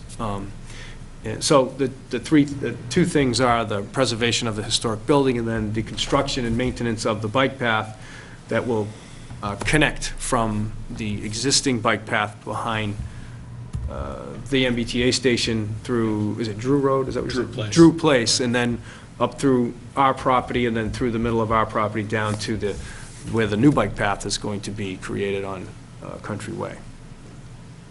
So I'm a little confused about the bike path. I thought that was Sure. a pedestrian path. I'm sorry, So yeah. are we talking, is this a bike path or a walking path? I'd call it a pedestrian. Pedestrian path, yeah. Okay. Yeah, it's a paved pathway. Right now, it exits on Drew Place, so we'd be extending it from there down the back of our site to a crosswalk, and then connecting it all the way out to Country Way along the facade of our buildings. So you'd have some type of an easement for public access through your property? Yeah, we would obviously create that easement if it turned out that was the public benefit that satisfied the need, the request for the bonus units. For clarification, the Country Way path, is that going to be a bike path or a walking path? Is it going to be like the one on Driftway? It's just like the one on Driftway, from Okay. what I understand. I don't think it's been fully designed yet. Okay. So the path You're not going to that's, have bikes riding through the development and all that kind of stuff, right? I'm sorry? You're not going to have bikes going through the middle of that. Not necessarily. The Right. path that's there now that goes behind the station is just a single lane. It doesn't have the yellow line with It the is, two it's lanes. just a single. So it kind of switches from a bike path on the Driftway to a walking path when you come across to go behind the train station. So I suppose technically the person would have to walk their bike through that area to connect to the other side. I'm not sure that they will. It's a pretty but- substantial path. I believe it's over 6 feet wide, and it does have light stanchions. But as far as how it's designated, I've seen bicyclists on it, but how the town or anybody else interprets it, I don't know. Yeah. I was just thinking there could be a lot of traffic through that little area there with Yeah. people on bikes. When you said there was a requirement for electrification, those are the lighting? I didn't- There is lighting in the path now. Right. Right, the stanchion lighting is about 3 feet. And so I assume we would have to match that design. Yeah. And we'd have to provide lighting as well. I mean, that's a presumption. I mean, if we're going to continue the nature and concept of the path, but hey, if we don't have to, we just assume not. And I was going to say, on that, with the path behind the property, so I guess near the MBTA wall, let's take the presumption that you would continue the stanchion lighting. Right. Would it continue along the path going through the development, or would it stop there? Okay. Stop there. Would not go through the development, no. We'll have our own lighting fixtures within the development on all our walkways, but they would not be, they'd be Same independent of that, right, yeah.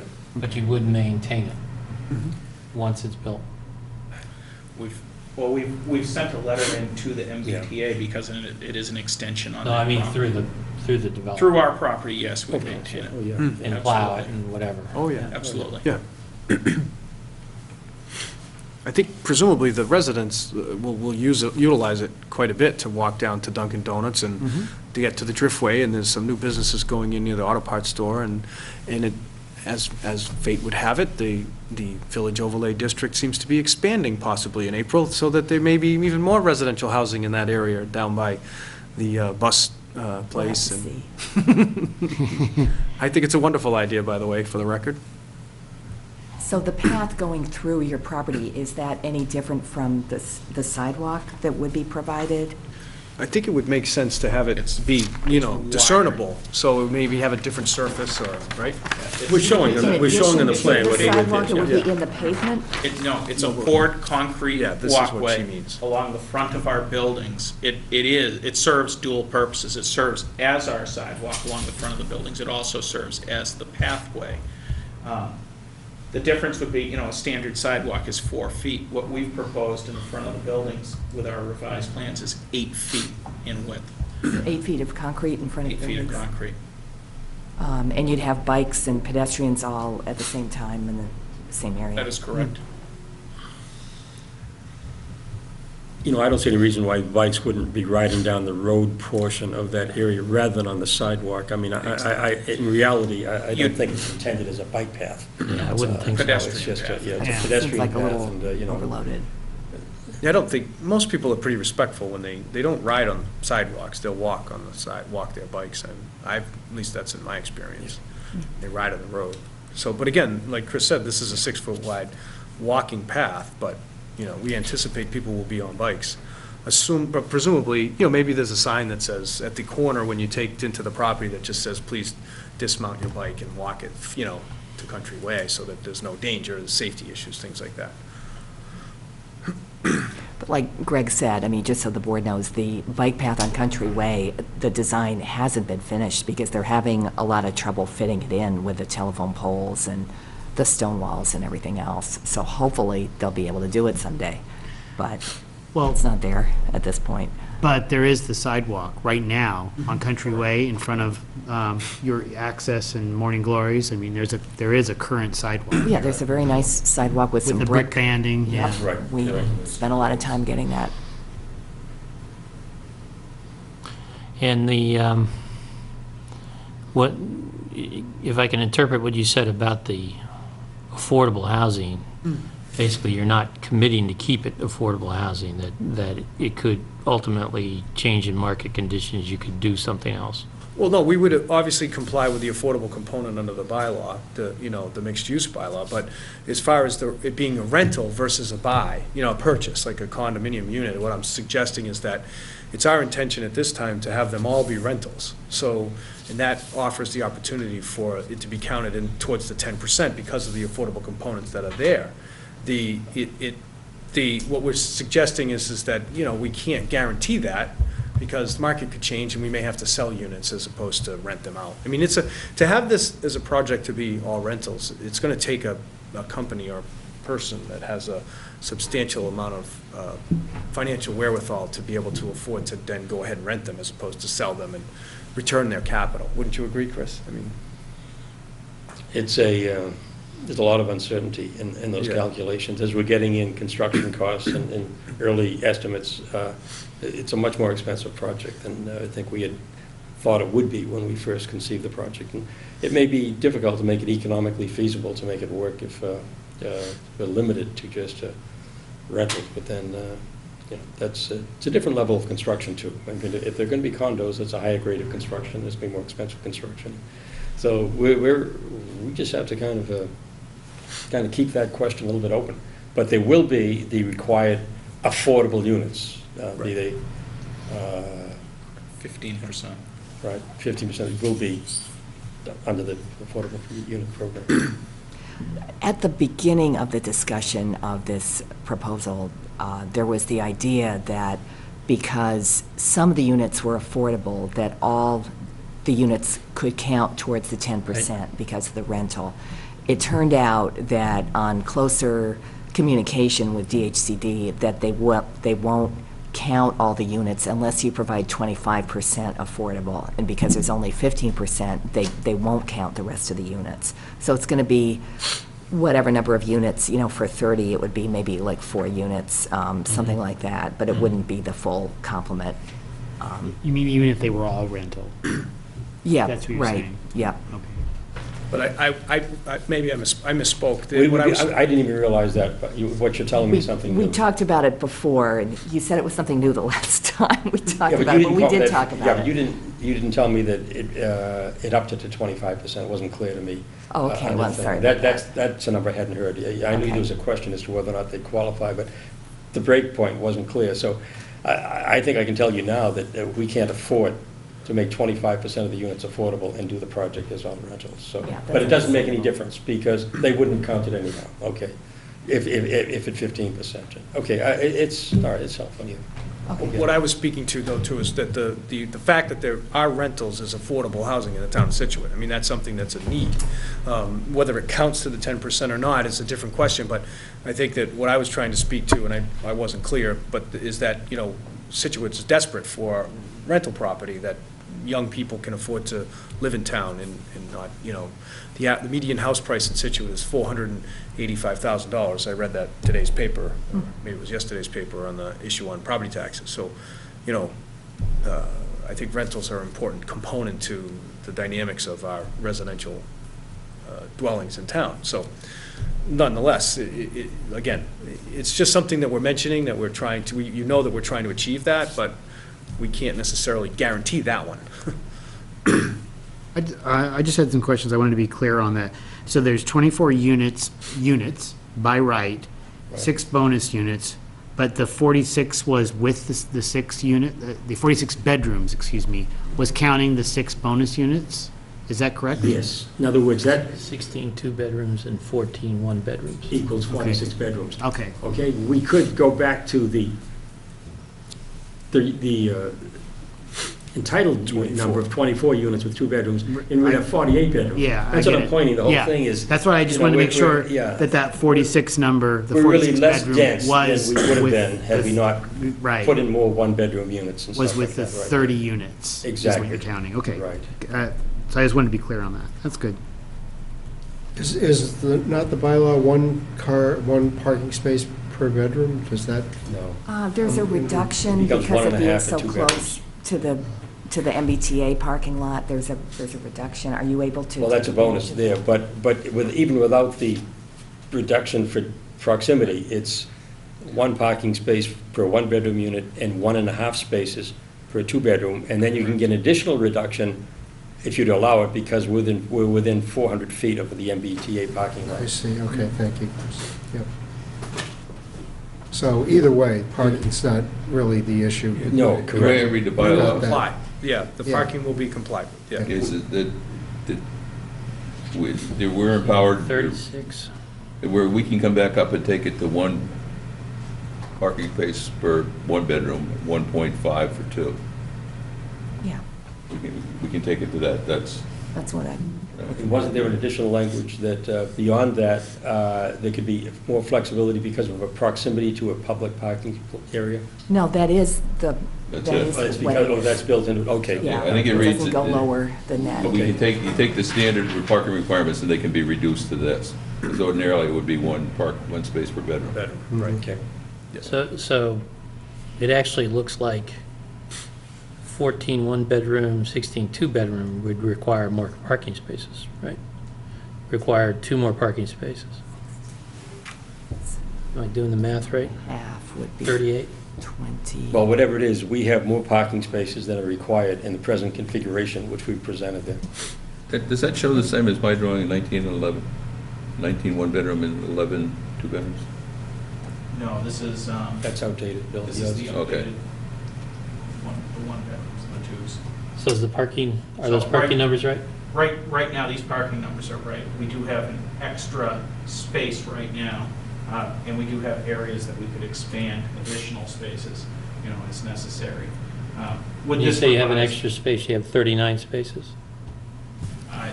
Well, on the site right now, I have, let's see, 37 for the apartment portion, and actually another 10.3. I have a total of 66 spaces as it's done right now, how I've tabulated. Because you also have retail space as well on the site. Right, we're talking about the apartments, though. Right. So you have 38 for those? So the office, you're gonna back out 13, and you're gonna back out 5, so you're gonna back out 18 spaces out of 66. So, This is 38. 66, 4. So you've got 56 spaces. No. 46 spaces. 46 spaces, 48 sorry. spaces. 40, you're backing 18 out Current, of 18 out of 66. 66 So is you've got 48. 46. Okay. So one per bedroom, basically. One per bed. It's You more than have you room need. to gain an additional So- 2 if necessary. It's more than you need then, right? Is that right? By one. By one? But you said 38 or something. That's what I thought. 16 two-bedrooms require 24 parking spaces, Okay. Yeah, Right. 24. and then 14 one-bedrooms, one apiece, right? 16 to That's 30. 38, is it? That's taking the reduction that you Yeah. guys may allow. we can allow that. You're I see. allowed that reduction. So what's it now? Otherwise, So- it's supposed to be 1 bed per space, And that's what you have? and so that's what we have, Okay, exactly. thank you. Okay. So make sure that the increase in density is how many units? 6. 6 units. And the trade-off of the increase of the 6 units is the trail that or the path of the multi-use we just talked about. Now, I think there's been some discussion off and on as to whether you'd be able to save that front building. You've determined that you can save it? As far as I know, that's still the intent, Yeah, to save the main the main portion box. of The right. part that is historic, is to save that and relocate it. And if we cannot physically save it, we're going to reproduce it in new. It'll look just like the other one that's there now. But, until you start trying to move a building of that age and everything else, you really don't know. I know how hard it is for me at my age to move around. I can imagine what it's like to move a building. Although that certainly is, at least in my mind, a public benefit that you're preserving the structure, so. And the only thing I think you mentioned it, for is it 8 foot? Yeah, the 8-foot sidewalk that actually goes through horizontally through the site that connects Country Way to the proposed extension of the pedestrian way. Was there any kind of special demarcation or any special to make that so that you feel comfortable? I'm just thinking of, like, right now I walk along the Riverway and I'm always thinking, like, ooh, I'm walking in front of these people's houses. Is that okay? The fact that it is okay, that it's public amenity. I mean, you mentioned something about demarcating it or showing it differently. Like, what's the idea there, or any idea? I think that was Laura's initial question, are you going to be able to tell the difference between the path and the parking lot? Yeah. Then it went into a using concrete. Yeah, that no, it's a walkway's concrete curb, the walkway, and so it's clear. But I guess you're asking further. That's not quite the You want to be question. satisfied No. that someone from the public would feel comfortable Yeah. walking down that. Yeah. I think Easily with to, the a line appropriate down. landscaping in front of the buildings and appropriate signage, or maybe putting Well, some that- sort of little fence railing between the Yeah. landscaping and See, stuff. the You could beginning of the certainly retail demarcate portion it. is going to be very public. You understand it's a public sidewalk. I mean, because then you Yeah. can walk down the sidewalk, make a right turn, and then it's going to continue that same visual, physical look going in front of the next building. There'll be no, the building across doesn't really apply. So that it'll all be visually the same sidewalk that'll go past the front building and then down along past the second building and then across to the path. Except when you're going across to the path on the asphalt, there'll have to be different demarcation because you're not going to have raised concrete going across. Right. I like guess a crosswalk. what what Greg was mentioning, that's what I was kind of asking for. Would there be a little sign like, walkway to Greenbush Station or something, something Yep. to like, that would be nice to see as a public amenity, just something, I'm not asking for, real expensive or crazy stuff, but just so that you'd say, oh, okay, if I continue walking past this retail area, Yeah. I can actually walk to Greenbush Station or Yeah, something. we walkway to the public path, rather than the station, because the public path will take you down to, Dunkin' Right, Donuts Dunkin' and all that Donuts. stuff. Yeah. You're not gonna get to the station unless you go all the way down there and to the left, but, Or to the Driftway. Yeah, we actually talked about right. which way you'd go to the station. Before Yeah, the you're meeting. right, you'd probably go up around, you're I think right. you'd go over Yeah. the bridge. Yeah. But I think signage is necessary. It makes sense so that people can understand where they're going. And then certainly feel comfortable walking what they perceive to be someone else's yard or house, yeah. Right. The second building in that you'll walk right by, fairly close proximity, what's the differential between the first living floor and the grade of the sidewalk? How far up from the sidewalk is the first living floor of that building? I believe it's about 18 inches. So it's pretty close. It's pretty close. So I can look in somebody's window from 4 feet away, Yes. the way it stands. I was hoping you'd say it was 3 or 4 feet, and I would be looking at the sidewall and the windowsill would be above my eye level. Was there any thought given to some other types of public benefits? For instance, was there any communication with the DPW about the drainage in Country Way and whether, being so close to the reservoir, that might need some storm scepters or, some treatment or some other upgrades?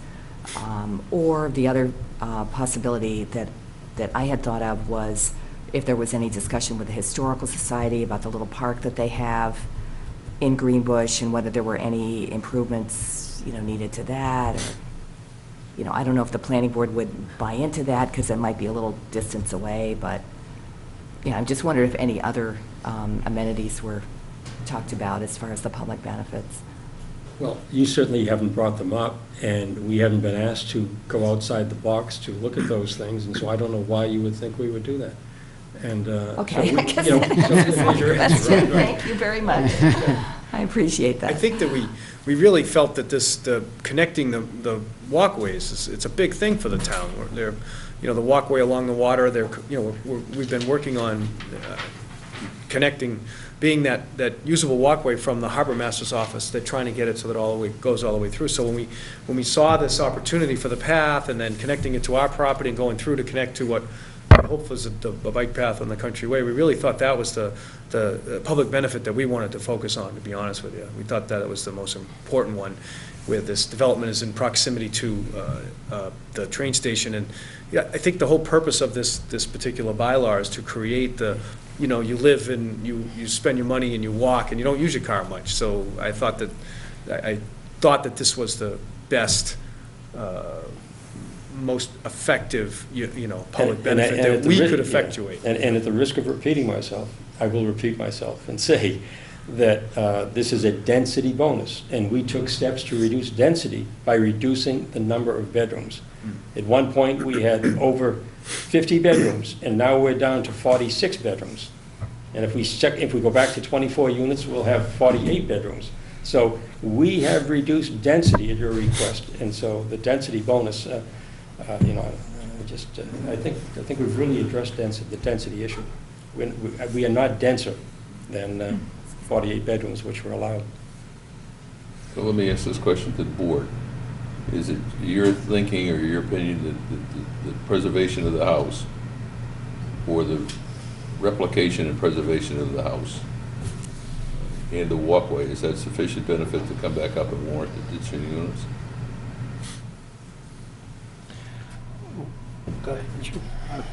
I would say yes. I mean, our job, by the way, as you know, is to get the maximum value for the town, right? So don't think that we're being hard. Right. Because, again, our job is to make sure that we maximize those benefits for all people in Scituate. So I think as Mr. Ford has said, with the reduction of the bedrooms, overall, the preservation of the historic structure and the connection of the pedestrian way, I think it does provide significant benefits to the public. So that's my opinion. I would agree with you, although I do think that the preservation of the historic building sounds like it's in doubt here, from what I heard you say. That it may not be preserved when you get to move it. It may end up being a new structure. And in that case, it probably, other than being aesthetically pleasing, probably doesn't have any historic value. Right, so, I guess maybe one of the questions here is how likely is it that you're gonna have to raise it and start over? Well, there is a two-piece to this equation. The building has two halves to it, and what we call the barn half, that is scheduled to be relocated. They cannot fit on the site. Okay, that has to go no matter what. And we will take the cost of relocating it over to a location on Ford Place that we have, and it's owned by me at our cost. So, and it's a historic, very historic structure in and of itself. And then if we cannot make it work to move the existing building into position and integrate it into a modern structure, and we're getting mixed review comments on that, that we've had look at it, and someone saying it's going to be virtually impossible. Others say we think we can do it, and so we're getting mixed readings on that. But if we, and it's not perfect, but it'll look like the one that's there now, and you wouldn't know the difference. You wouldn't tell the difference from a trotting horse, as my friend would say. Yeah, no, I hear you, but, Yep. obviously you're Yep. claiming preserving a historic building. Yep.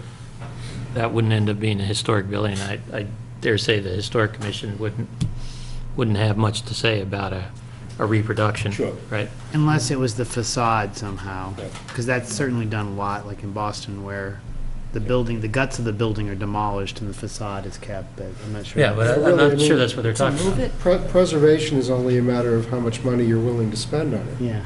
I mean, clearly, you can preserve anything if you want to badly enough. I guess even with that, I still think that, even with the uncertainty about the historic building, I would still say that I think the walking path connection is important, and I think the transit-oriented development itself is important, and that it's much more important to have that than the thing you showed us here an hour ago. So, I think I think the benefits certainly outweigh the additional units. Well, Yeah, I think, the benefits perhaps are not as substantial as we've seen in other cases, particularly in that they don't extend off-site in a big way. I mean, certainly the walking path does, but in terms of infrastructure improvements or, the typical things that we talk about, perhaps this is a little light. I do think the walking path's important, an important improvement. I do take Mr. Ford's point on the number of bedrooms and the density overall on the site. And I also look at this holistically in the sense that I think this whole development is a tremendous benefit to the town. And if something else happens here, it conceivably might not be as beneficial. In terms of the housing and the type of housing that will be provided, in terms of developing what's now a very underutilized piece of property in an important location relative to the village and to the town as a whole, to create a situation where the water and the runoff on this site is going to be treated appropriately and therefore benefit the town's water supply, I think is a huge public benefit, as opposed to some other way to develop the site which might not do that, or leaving the site alone, which certainly isn't doing that today. So overall, I have no problem in supporting this plan. and Bob? Well, my thoughts are along the same line. I was excited to see this type of development, some rental units, bring some, younger people or people, that would appreciate the Village District and all the walking and even down to rentals and everything like that. I think that's kind of what I like about the center now. You go down there, you walk around, you park your car at the supermarket or even, at the church, and then you're on foot the rest of the time, and that's what I appreciate about this. I think the path connecting through is a definite benefit. I know my kids on the weekends will go to Dunkin' Donuts and get something, and they'll run up that way. We'll go out to the marsh on the other end of it. So I'm excited to see this and happy to support it. Brings it back to me. Yeah, I mean, I don't have, and I understand the benefits and the value of the path. I wouldn't argue that. I have one in front of my house, and it ends up it's used quite a bit. A multi-use trail. Your comment about the bikers, a biker comes in two flavors. The kid riding with his parents are a serious biker. Serious biker's not even going to know what the inside of this place ever looks like. He's on the road, he's going as fast as he can. But it also affords the opportunity for, if there are kids and you're looking to have it bike orientated, as I understand it, the piece, you're going to have bike racks and that all designed as an integral part of this thing. The piece that's a little light to me is the question on the building. And the question is it more important, is it historical structure, or is it the architectural component that really adds to Greenbush? And I'm not sure that philosophically I'm prepared to address either one of those. Overall, I think it's light, but I think given what you can do on-site, I mean, my preference would be, its public benefit would be to preserve that building as best you can. And what would bother me if it came back is to either preserve it, or if the same money said tear it down and replace it in like fashion. I'd rather see the money spent to preserve it than to replace it. I would say this, Bill, if it really looked like it couldn't be preserved, we would offer it to the community if they want to relocate it. Yeah. And, then they could might find a nice place for it. But I would be very disappointed. Let's strike that. I would be extremely disappointed if for whatever reason that building went away. Right? And I ended up with a building that I have a structure that looked like what I got in the back of that lot. Because I think that's a negative public benefit.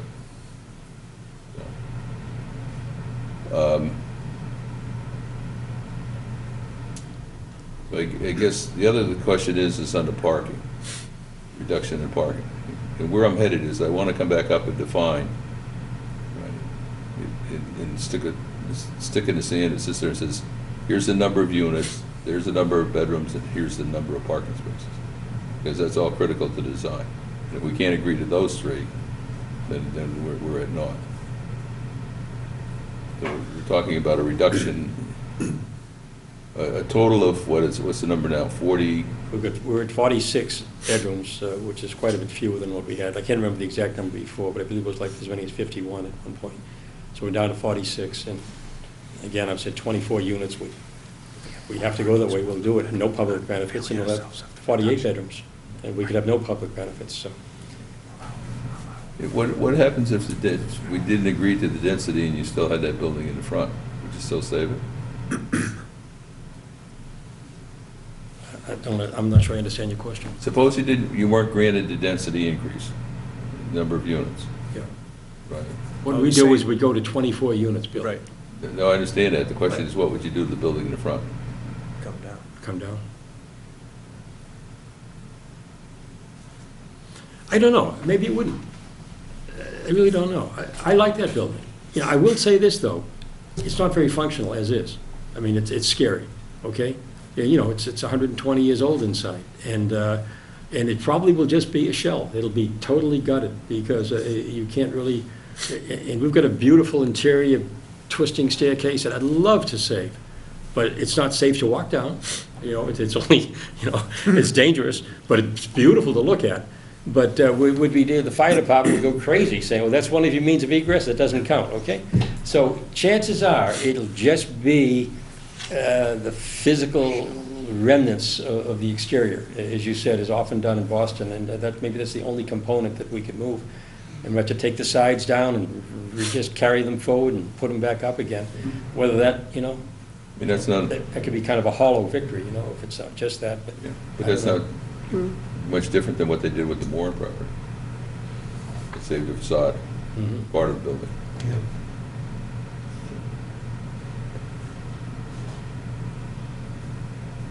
So do I need a, no, question? Does it make sense to come back up and make a motion and vote the number of bedrooms, number of units, and parking? Well, right now, as I understand, count, you've got one parking space per bedroom for the residential component of this.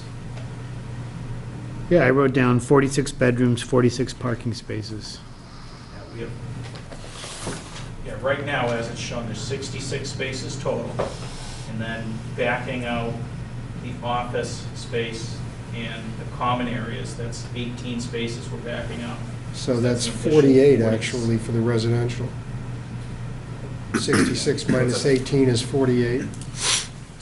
So 48 parking spaces, right?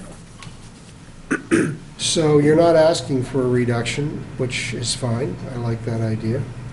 So why are we talking about a reduction? I thought they were asking for a reduction. We're not. He's- Not at that They're point. entitled to, if you want to give them a reduction, they, I understand, but they haven't asked us, so why would we offer? It would well, increase because you the want open less space on pavement the on site. the property. Yeah. Oh, okay, all right, that's a fair answer. Because that's where I'm coming from. If you come back up and you grant the reduction, it increases the open space, and if you need the parking, you can come back up and take it back. Correct.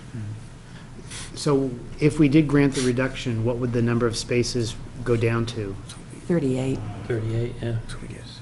Oh, that was the, okay. By half. So basically by 10. Yeah. I would say it's 8. I mean, it's going to affect the Maybe 8 spaces. stormwater, It's it's half going to of the affect a two lot bedrooms. of Yeah, things. Exactly. Yeah.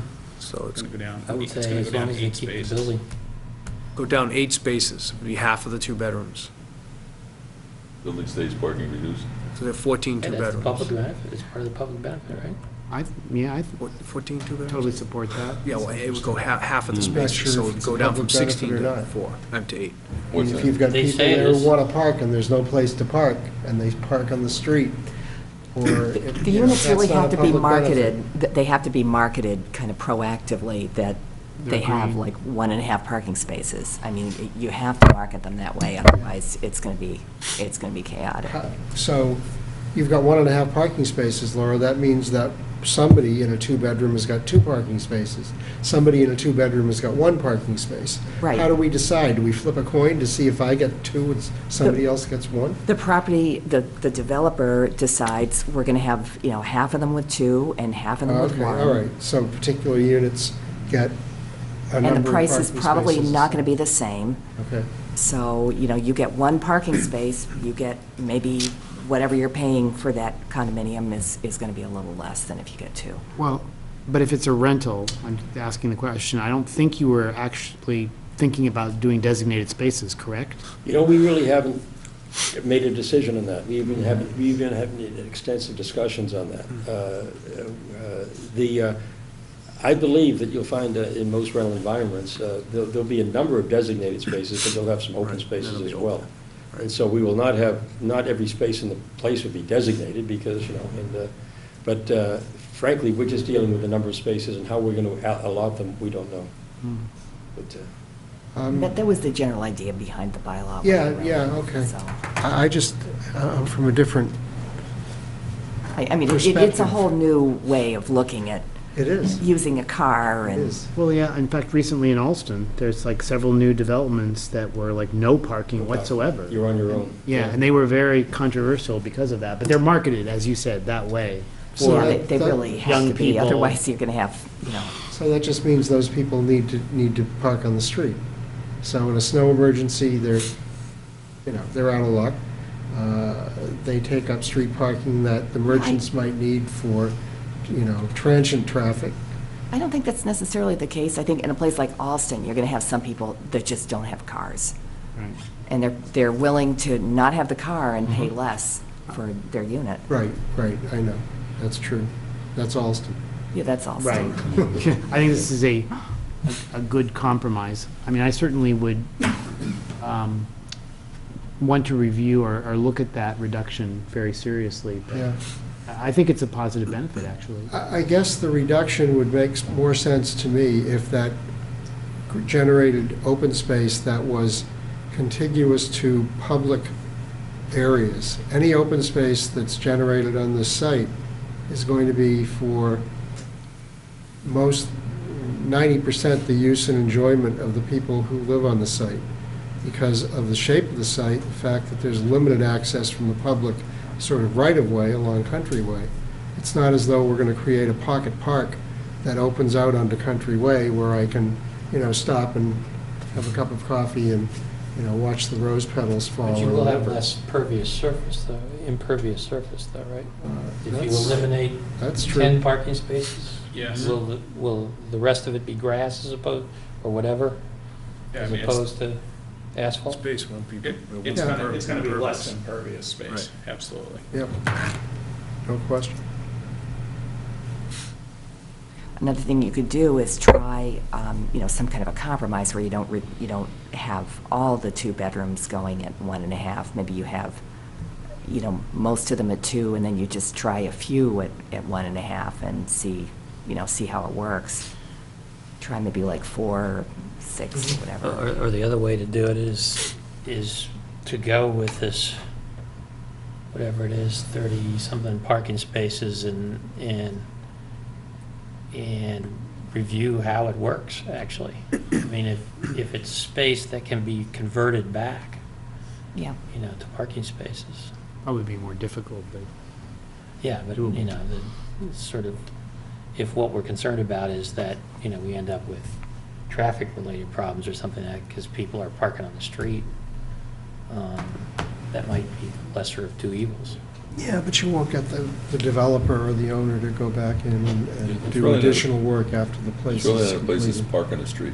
Yeah, I was The just other thinking thing of that- it. you that's got to keep true. in mind is, with all that retail office space, which is going to be vacant weekends and nights, that's a lot of overflow parking. Like, they have guests in, they're going to be parking there, in office and retail space. And so it's just, with this all, just a residential development, nothing else, and you wouldn't have that fudge factor for people to park in those spaces. But I The look at- spaces between the 2 buildings, that's really pretty much all pure office residential, but you believe yourself that many of the people in the apartment building will be parking there and then going off to work in the morning, and, yeah. Okay, let's see where we are. Until the signs show it. I could be outvoted. well, I think, my feeling is that in general, generalized statement, in this country, we build way too much parking. So I would be very much an advocate of building less if which in this case, it seems reasonable. I think we get the benefit of reduced parking in terms of impervious area and everything else. He gets the risk of sitting there and not being able to rent it if somebody wants a 2-bedroom apartment and wants 2 parking spaces. Right. So have we reached agreement on the number of units, the granting of the density, the public benefit, and the parking requirements? So let me just sort of summarize where I think we are. We're at 14 one-bedroom units and 16 two-bedroom units for a total of 30. Okay, Is that right? that's what I got. Okay. And then we were looking at a total of 38 parking spaces? Or? Earmarked residential. For the residential. Plus- For the plus- residential, Right. for the residential associated with those units. Is there anything else? Well, and the question back to you is, I mean, if, let's say, the reduction is granted, would you go that route, or would you, I mean, as we said, or as Bob would say, would you want more parking? Well, I think it's really up to you guys. I guess my question is, are you mandating that new number, or is that an optional number? And we could put in more if we wanted. I don't know. It hasn't really been clear. I mean, do you Well, want to basically, you clarify have to design the drainage for whatever you do, so. that? Well, there'd be less drainage required, because, You gotta pick one or the other. Less parking is certainly less drainage and more open Yeah, space. we'll go with the less parking. We think, we're very confident, particularly with the room for the, in the commercial space, on weekends and evenings. I mean, that's just a, Yeah. Yeah, that was That's basically my spillover. question. Yeah. From your point of view, which would you rather, if in a perfect world, if you could choose, which would you rather have? tonight I'd say less parking. Okay. I may wake up and have a nightmare and say, wait a minute, right now, less parking. This is like a lobster trap. It'll decrease your development costs, but it may decrease your cash flow as well.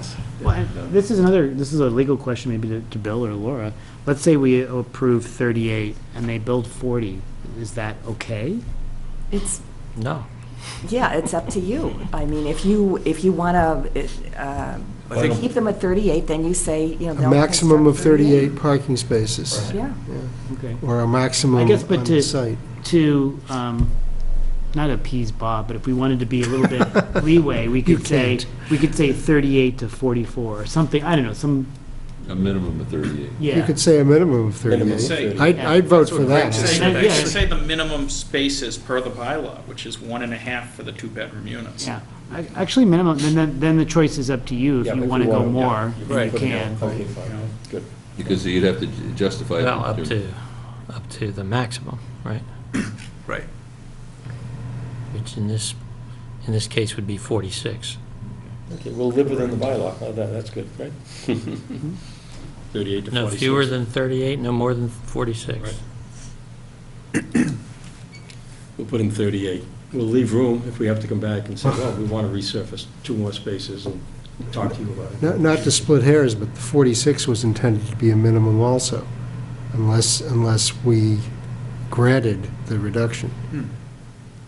Oh, we are. But Granting- the 46 is a minimum, not a maximum, in Right. terms of the bylaw. But it could be a It's our maximum I'm saying if it's you our want it to maximum. be. Yeah, okay. I'm just. That's what I'm proposing. Yeah, no, I understood, understood. But with that stipulation, a minimum of 38, then it's provided that we design the drainage. We maybe we don't build the 2 spaces, say, to go to 40, but we design the drainage to handle it. Exactly. So we figure out later on, oh, no, Yeah. we can make them, we just don't have to adjust the I- drainage. I You think want that's to, probably what we should. you want to do think that. about. That would be a because good idea. If you come in and you haven't designed it for more, we're going to ask you to Yeah. update the design. I think that, Good point. that's what I would, It's not going yeah. to cost us any more at this point to provide the drainage. And by then, you'll be in a Zone A, and God knows what that'll do. You'll have to drink the Wow. runoff before you. Well, I'm just saying, There'll be a whole different set of regulations. I have an internal commitment to get us out of here before 10:30. So the question becomes, have we agreed upon the number of units, and are they, as Stephen just read? That's what I wrote We down. have 30 Yes. units, 46 bedrooms, parking no less than 38 and no more than 46 spaces. And the public benefits are going to be the sidewalk, pedestrian path with signage, with bike racks. The signage would say something like walkway to the driftway or walkway to someplace. Public walkway to the. Public walkway, And and lighting. there would be lighting and some type of separation, like a low fence or some other, some landscaping. And the other public benefit that I think you're really talking about is the preservation of the historic structure or the replication of it. Or it could be just the preservation of it. Good question.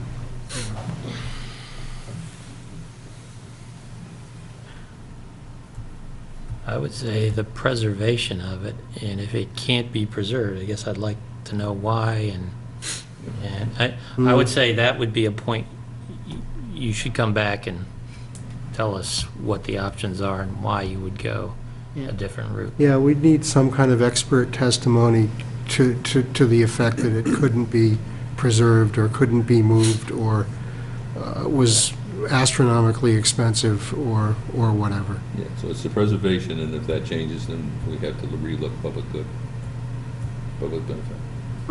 So how would that work in the sense that it would be a condition that they'd have to preserve it, but they could come back and we could waive that condition?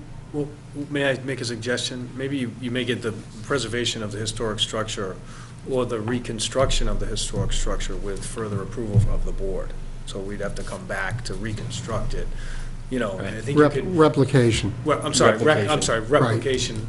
You know what I mean, like, so it's. Subject to your approval. The public benefit is preservation. Yep. And replication, but only with the approval of, the subsequent approval of the board. So that way we can get into what we need to. Yeah, we can work That's that fine. out. But part of that discussion would be the economics of course. going Why either can't way. you preserve it, We will right. ask that question. Yeah. Yep. I would imagine it would involve, you know, a contractor, an engineer giving his opinion that it just can't be, or a moving contractor. Or an architect that specializes in preservation of historic structures. Clarification on There are the such bedrooms. animals. Or as we said, 14 one-bedroom units and 16 two-bedroom, Yeah, right? yeah, that's You what I you just thought. said 46 bedrooms, so I just want to make sure you Okay. wrote it down. Yeah, 16.2 and 14.1. Okay. We've reached closure on that. Anything else we need to talk about? Just continuing the public hearing? We have a motion? Yep, we We have a do. motion here?